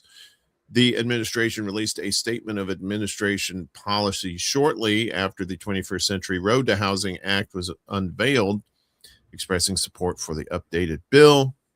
So the table below details which sections of the Road to Housing Act and Housing for the 21st Century Act appear in the 21st Century Road. That's a lot of road and stuff. Let's see. So Title I, improving financial literacy, clarifies HUD's authority to evaluate the performance of housing counseling agencies and counselors. Building More in America lifts the rental assistance demonstration program cap and extends protections for tenants in RAD buildings. Allows HUD to prioritize projects based in or primarily serving communities designated as opportunity zones for any competitive grants relating to housing development or preservation. It creates a HUD pilot program to support state, local, and tribal whole home repair programs, which provide grants and forgivable loans to homeowners and landlords for home repairs and modifications. Community investment and prosperity raises the cap on bank public welfare investments, such as affordable housing and community development projects, up from 15 to 20%. And it basically goes on here, telling you all the good things that Trump wanted nothing to do with, or at least maybe the people whispering in his ear, particularly those who do gobble up single homes and sell them for various purposes. Yeah. So, but the House and Senate passed this. Yeah. So unless he does veto it, and by broad majorities too, so he would need 2/3 majority in both houses to override that veto, and I think that would probably happen. Yeah, he's tantruming right now. He's pushing it off. Yeah. So it's like he does with everything else. He pushes it off for later, but then eventually the bill comes due. You got to deal with it. There's also something interesting about this, and that is it's going to make it easier for people to buy and manufacture manufactured homes. Mm-hmm. And I've been reporting on this again since back in the day with Civically Minded. Manufactured homes have come a long way. They're not just, they're not those little claptrap things right now. They are solid. They have 40, 50-year warranties on them. And they're not terribly mobile. And I've been reporting on what can happen to people who live in mobile home parks where they can't afford to pay for their lot, and they can end up with eviction and losing their entire home. But one of the interesting things about this bill that it provides is that mobile home manufacturers and people who purchase them will no longer have to get a frame, the frame that allows the home to be moved from pillar to post. And that will save, because people usually, when they have a manufactured home, they put it in, they install it, they don't want to move it. So that can save about $5,000 to $10,000 per manufactured home. So this can be an exciting opportunity for people who perhaps are looking to be able to buy a home or to afford a home, being able to get something in a well-managed mobile home community. And again, there are some very nice ones out there. This could be an opportunity for home ownership for people in many areas. And that's something I think is very positive. And you're seeing an uptick in people not only just living out of their buying an RV and living mm-hmm. out of it, you're seeing a lot more of that, but the mini homes, mm-hmm. a lot more people are like saying, tiny homes, the tiny homes, I don't need that much space, but I can still live comfortably in these things. And my favorite is the 3D printed houses. Have you ever seen these big manufacturers with the big, like the videos, and it shows the arm? Yeah, I've seen them. Yeah. I mean, you're probably going to see a lot more of that in some places where people are like, look, I'd love to have like a foundation house, but I don't want to pay $1 million for something that's going to be tiny, when I could just have somebody come out with concrete mm-hmm. and do the 3D printing thing and make it almost practically perfect, you know. So that's future stuff right there. But I totally dig that. You know, I lived in an RV for a while. I was when I was living out in the woods in Oregon. I bought a 30-year-old RV, fifth wheel, and it was a lot of fun. I'll try to find a photo. I'm telling you, as much as I do like people, but I don't love them that much. I don't want to get in an RV. I don't want to go to Bigfoot country and live out there, and hopefully they'll take me. Maybe they'll think if I change all this to red, maybe they'll think I'm one of their own. So that's one can hope. Well, more bad news for Trumpy as we get to the man of war stings here. And if you haven't been keeping up with what's going on, there's a current ceasefire between the U.S. and Iran. And of course, Israel's not a big fan of that. But, of course, there was this talk about whether Trump really had the legal authority to do this in the first place. Well, the U.S. Senate advances measure curbing Trump's Iran war powers. So, finally, this was a party line deal, but it did get done. The Senate advanced a war powers resolution on Tuesday that would end the war unless Trump obtains Congress's authorization, a rare rebuke of Trump after U.S. and Israeli forces began striking Iran back in February. The vote on a procedural measure to advance the resolution was 50-47, as four of Trump's fellow Republicans voted with every Democrat but one. You probably guess who that was. In favor. 3 Republicans missed the vote. Oopsie sauce. Sorry, I had some oppression I had to go do. The result was a victory for lawmakers who have been arguing that Congress, not the president, should have the power to send troops to war because, it's kind of a constitutional thing, However, it was only a procedural vote, and the resolution faces steep hurdles before going into effect. Even if it eventually passes the 100-member Senate, the resolution must also pass the Republican-led House of Representatives and garner 2/3 majorities in both the House and Senate to survive an expected Trump veto, which I doubt that would. I doubt it would survive that, because the House voted. The House voted on this too, but they had a different. I think they had a different resolution, but it was still the same thing. So Democratic Senator Tim Kaine of Virginia, who co-sponsored the resolution, said a ceasefire offered Trump an ideal opportunity to make his case to Congress. As the president has said, Tehran has made a new proposal to end the U.S.-Israeli war that began on February 28th. That's the perfect time to have a discussion before we start up war again. The president is receiving peace and diplomatic proposals that he is throwing into the trash without sharing them with us, Kaine said during the debate. And so, of course, John Fetterman was the only Democrat to vote against the measure. He's the new, what's his name? Joe Manchin. Yeah. He had to take Joe Manchin's spot. Basically, that's pretty much it. But the story is that this may even be a moot point anyway, because I think Iran has decided that this war is over. Because if you look at it like this, if Trump takes the deal that they'd already settled on, which you're starting to see, Israel is starting to pull out of Lebanon, or at least stopping the fighting. They're not pulling out yet, but Iran knows they have the upper hand when it comes to these negotiations, because they say, okay, give us your worst. Well, they didn't give them their worst. They didn't nuke them, but the United States did give them a hell of a pounding with missiles and stuff. And they still said, that's all you got, bro. And the United States is not used to that. They're used to cutting the heads off, of these figures in these countries and just going in, setting up their own people or putting in their own puppet and that kind of, and it didn't happen in Iran this time. And they're like, we don't know what to do. So war may not even be an option for Trump anymore, especially with these oil prices going through the roof whenever they do go to war with each other.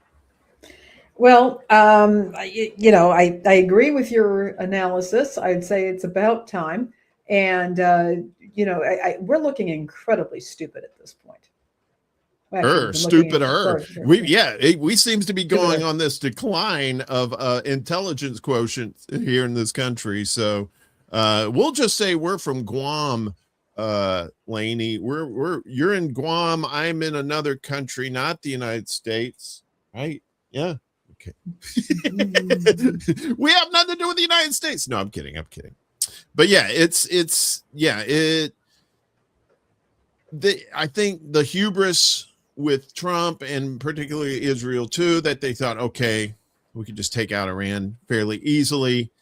The intelligence that they should have listened to said not so much. And now now Iran is turning out to be in a better position than when before Trump attacked. Right now they'll be able to collect fees of people coming through the Strait of Hormuz. They're going to get sanctions unfrozen, and they're going to get reparations. Allegedly, at least that's what the agreement said. So it's like, maybe don't go to war with people until you actually know who you're fighting in that war, and get Congress to give you permission before you do. Good idea. Yeah, always a good idea. Yeah. I'm not a big fan of Congress, but at least in this case, at least it's in the Constitution. Maybe do your job. It's in the Constitution. Yeah. Mm. Yeah, you would think. Yeah. Put on your waders. We're going in the press pool as the FCC takes aim at Disney's push for public support amid regulatory probes. And there's a regulatory probe right there.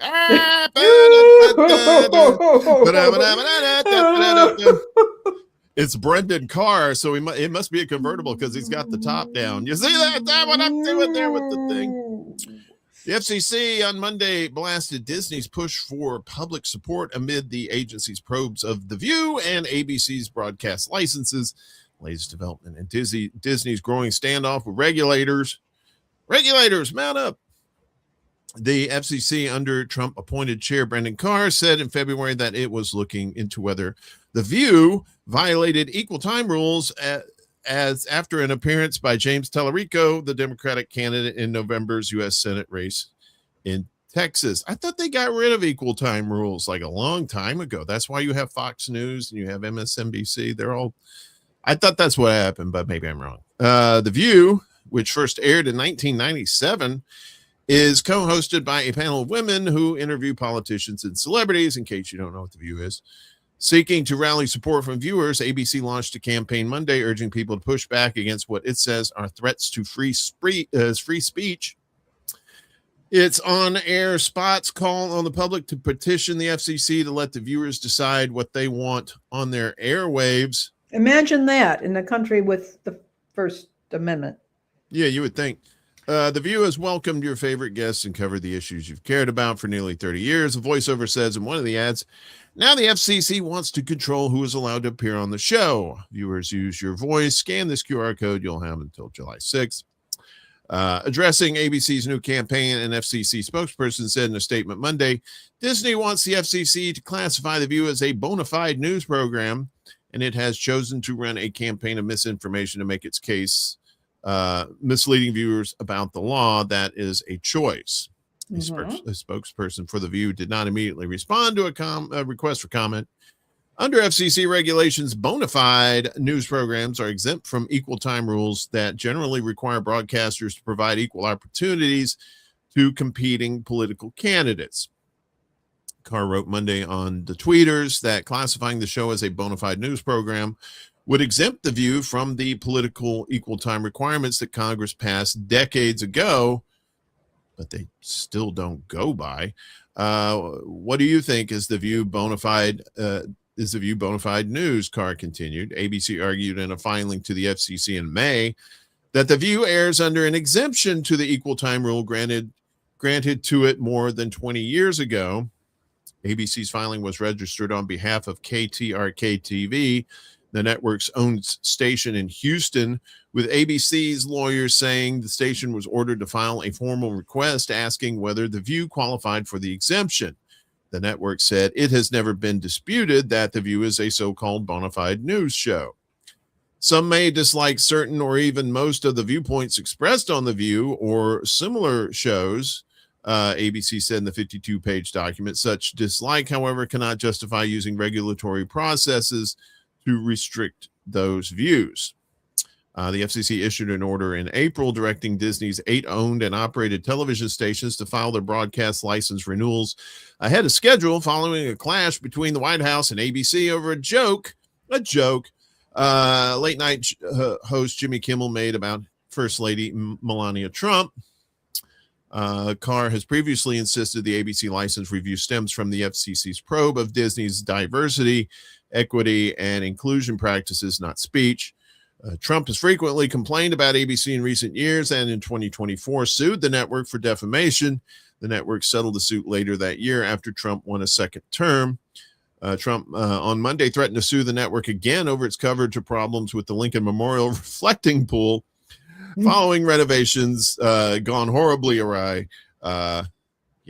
So we're preparing lawsuits against ABC for false reporting. Whatever. Okay, so The View, in the name itself, means it's not a bona fide news program, because The View means you're giving your opinion on something. Now, you may have news articles. It's kind of like what we do. We provide you news information, and at the end of the giving you that information, we both comment on the information, right? And that's a view. We're giving our views. That being said, though, you can't have the FCC telling you what to say. Well, I think what they're saying is that, I mean, that bona fide news programs are not required to give equal time. And in this case, they've decided that The View is not a bona fide news program for whatever reason. The thing is that there is editorialization that goes on some news programs, and nobody's questioning that they're going to have there are evening news programs or morning news programs where somebody does give their opinion, or they have a panel discussion. There are opinions given, so it's not straight news reading. They're actually inserting their opinions there. And what's happening here is the FCC has pointed at The View and said, well, this is not a bona fide news program. So I have my own opinions on why that might be. But I think that in my view, there needs to, in a country with a First Amendment, freedom of the press, where the press should be free to criticize, there should be a broad definition of what is news and how we interpret things. You may choose to not, you don't like The View, you don't see it as being particularly useful, but it is a news program. They are bringing news stories to the public. They're also discussing them. They're having a conversation, but they are doing that. And what's happening is the FCC is saying, no, it's not a bona fide news program. And I'm saying, I don't think that the FCC is in the business of picking and choosing between news programs to decide what is bona fide and what is not. Well, as someone who was an actual journalist back in the day, seeing what's going on today, this is the fault of CNN. Back in the 80s, because when CNN came on board, headline news, I guess to a certain extent too, when you had this 24-hour news cycle, you had to fill the 24-hour news cycle. And there was only so much news at the time that you could put on there without having to repeat it over and over again. So whenever we went to Iraq the first time, right, the Gulf War, the Iraq, before, his son did the second one, that's where you started seeing frequently more experts coming on. You've heard about the generals that were on there that were talking about giving their opinions about stuff. They weren't relaying, sometimes they were relaying factual information, but that doesn't mean it was news. It means the most of it was their opinions on what was happening, because they weren't there on the ground. They didn't know what was happening then. So then all of a sudden opinions started flourishing within regular, like your ABC, NBC, CBS, which you never had before. Yes, you had anchors back in the day who would give an opinion on something, but it had to be something powerful, like JFK getting assassinated. All right.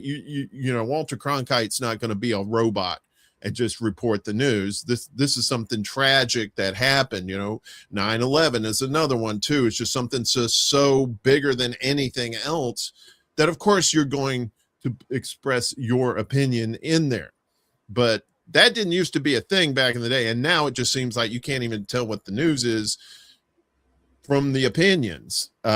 We can, because we consume a lot of news and we're intelligent people. But some people are just like, hey, he probably got a point, and that guy's probably just giving him a line of shit because it's an opinion, and you know what I mean? You know the thing. Right. And this is, we've been reporting on this. The FCC under Brennan Carr has been effectively, they don't like the news coverage, or they don't like the coverage that's going on. He is threatening broadcast licenses. Yes. He is coming in and saying we can hasten the renewal period, and we're going to force you to do this. And he has said we're going to do this the easy way or the hard way. He has used threatening language and to do this because he doesn't like the content, or he doesn't like what he calls DEI at these stations. And again, for me, it is, first of all, you shouldn't be threatening the license of a station. If a station has done something, a broadcast station has done something illegal or has violated the regulations, certainly there can be a hearing to suspend that license. But the idea of accelerating the renewal period from what had originally been in place just to give somebody a station a spanking, I think is a very dangerous precedent. Disney has the money to fight this. A small broadcast station somewhere else may not. And again, regardless, I'm not a fan of The View. I've never particularly, it doesn't appeal to me. And I absolutely agree that journalists need to be careful in how they present the news, and that they can separate fact and opinion and make their product very clear in that regard. But I also think that the FCC really needs to step back from judging content, because freedom of the press here is incredibly important. Well, yeah, and they're not doing it on moral grounds. These are all political motivations. Yeah. He's just the attack dog of Trump, and Trump doesn't like. And he shouldn't. He doesn't like, yeah, and it shouldn't. But here he is. The heads of our regulatory agencies should not be doing this, and they should not be weaponized like this. And this, I think, is a failure in our systems. That does not provide for complete independence of these regulatory agencies, and that their appointments should not be political, or should be as unpolitical as we can possibly muster. I'm very concerned. Yeah, well, you should be. I mean, like I said, these are political motivations that we haven't seen before. Not to say that presidents have never used their cabinet members to something to help them, but they were a little more covert about it. And Trump is just one thing you can say out there, he's very transparent in how shitty a president he is. So there we go. Hey, Mariana, good to see you. Okay, cool.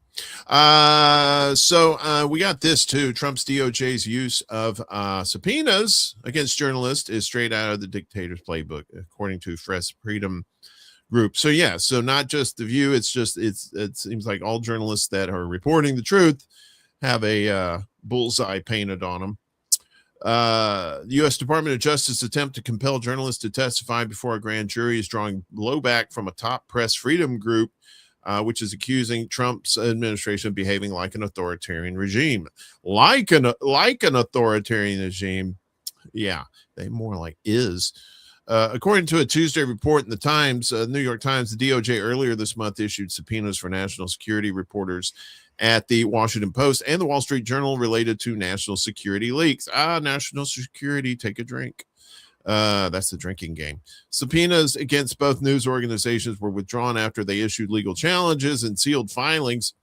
The Justice Department had sought information from 3 reporters at the Journal about an article detailing how top officials warned Trump of the risks of a major military campaign against Iran, reported the Times. It also sought information from a reporter at the Post, Ellen Nakashima, about reporting related to the U.S. military action in Venezuela.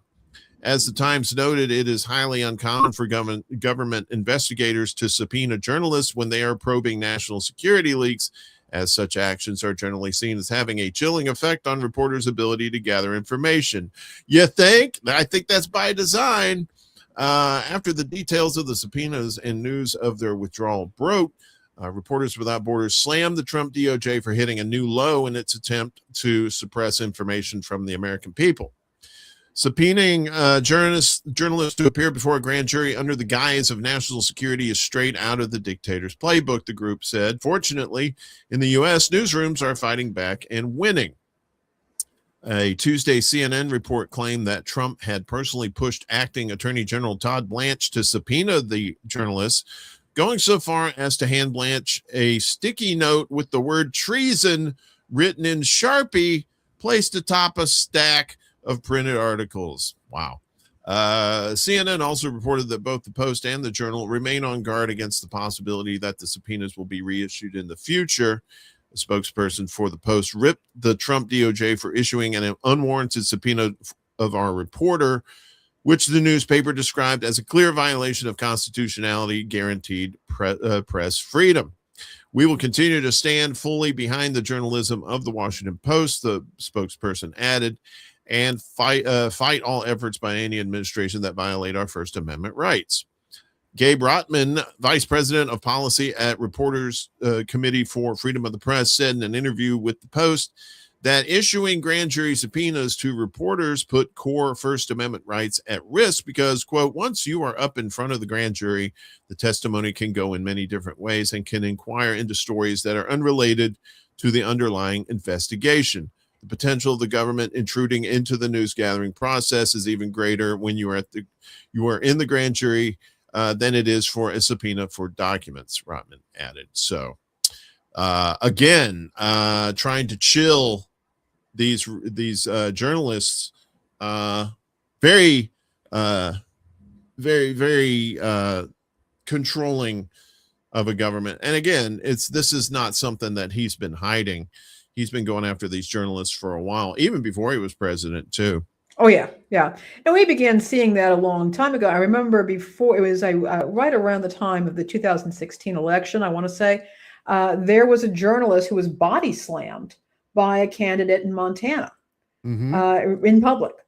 And I think the guy who did it and went on to win.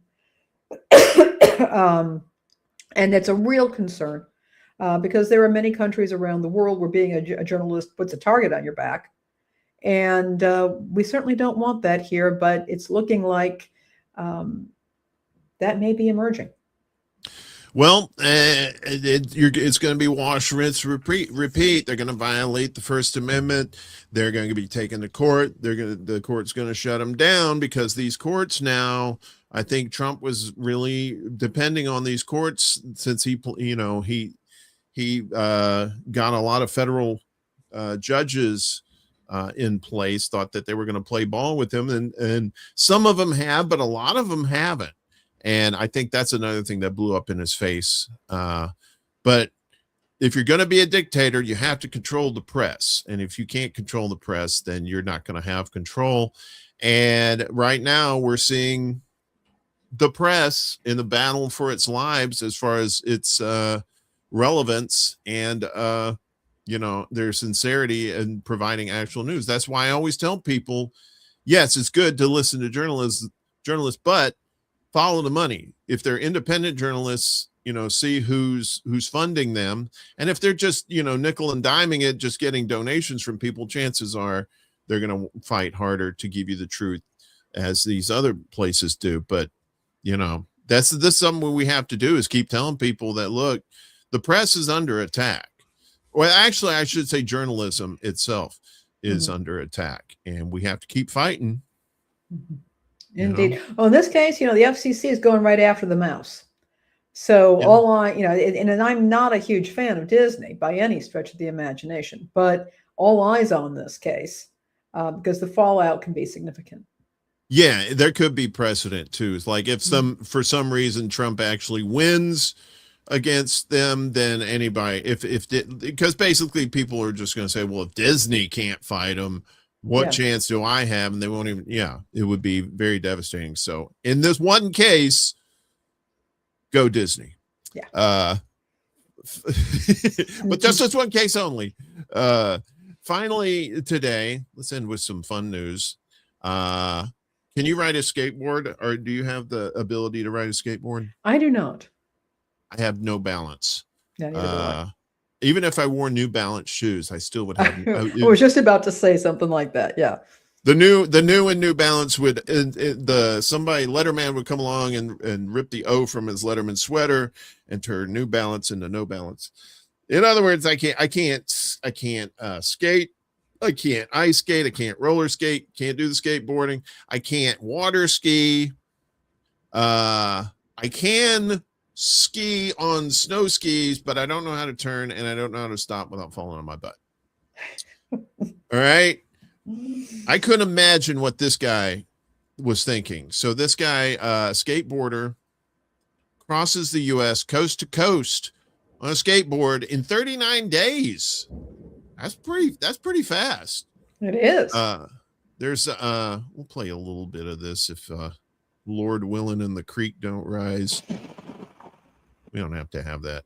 But yeah, here he is. He started off in California and he ended up in Florida. So he took the southern route. There's a gentleman right there and some of his pals. All right. So he doesn't document the whole trip. That would take forever. So a skateboarder traveled from California to Florida in just 39 days in an attempt to break his own Guinness World Record. Oh, look at him. Wasn't satisfied. So Chad Caruso made the journey of more than 3,000 miles from Venice Beach, California to Jacksonville, Florida between May 1st and June 8th, averaging 72 miles a day. Hopefully it was all downhill from California to Florida. That would be awesome. Skateboarding back would be the more difficult. So Caruso, I'm kidding. It's not all downhill. Caruso, who has chronicled his journey on YouTube and previously skated from Venice Beach to Virginia Beach, Virginia in 57 days, 6 hours and 36 minutes back in 2023. That trip earned him the Guinness World Record title for the fastest crossing of America on a skateboard. He said his latest trip was about both breaking his own record and celebrating 10 years of sobriety. Skateboarding was the thing that kept me out of trouble. I did it my whole life. I was obsessed with it, got injured, and I ended up quitting. Caruso told Action News Jacksonville. Brought it back and everything turned out better. His trip raised money for Natural High, an organization that encourages kids to be active and stay away from drugs and alcohol. They said, I couldn't do that. I couldn't skate from the front door to the corner without just wiping out and me saying, screw it, I'm done. No more broken bones. That would be terrible. But he did it for charity. So it wasn't like he was just trying to, do it. And he was trying to break his own record, but also, if he can help some people I think it's great. I think it's great. Yeah. It's great to see some people do that kind of thing. That's what they call feel good news, folks. That's why we put it at the end of the show. So it's the awful news we told you before totally put you in the bottle. We can at the end at least give you a little upswing. Be a little at happy. The end. Yeah. So again, I could never do that. But maybe get on one of those Walmart hover rounds. I could probably do that. You know what I mean? I think Target has them too now. I like all these stores have these big hover rounds that you can. You ever get on one of those? Like when you're in one of those big stores? No, I've never seen them. Well, you've never seen them? No, I don't know. No. A lot of Southern stores have them though. Oh, okay. Because we some big people down there. We like to eat. But yeah, a little hover around. You ever seen the commercials for hover around? These people. Okay, we gotta get you a hover around just for fun. Okay, me too. I want one. So I guess that's it for today. We'll be back again next week. Same bat time, same bat channel. I'll be back for Morning Extra Friday morning, and always a great show. We try to be give you some news that a lot of people may not be reporting, and then with secret show on Saturday night for funsies and good times and sillies. Maybe you'll learn a little something here and there. We like to do some of the sciencey stuff on there too, so it's kind of fun. Anything you got going on with anything you want to end out of here with? I'm looking forward to Morning Extra. I'm also looking forward to the secret show because that's always a great way to spend an evening. It is until you have to do it yourself, and then you're like, oh, the pains. There's so much because you got to look up all this stuff. You Oh, gotta, I know you do. You put a lot of work into them. It's a lot of work, but the payoff is purely 100% gold. Other than that, I guess we're going to get out of here. Again, thanks. Please, if you can, like, share, and subscribe. We're only 2 subscribers away from 100, I believe. Yep. So if you're watching this live or in the future and you haven't subscribed, please do so. And we'll have all these stories in full on our Substack for you. And all the links are down below. You can see them right And I there. just put our link tree also into the comments. Right on, right on. We will see you guys when we see you. Peace out. All right, take care.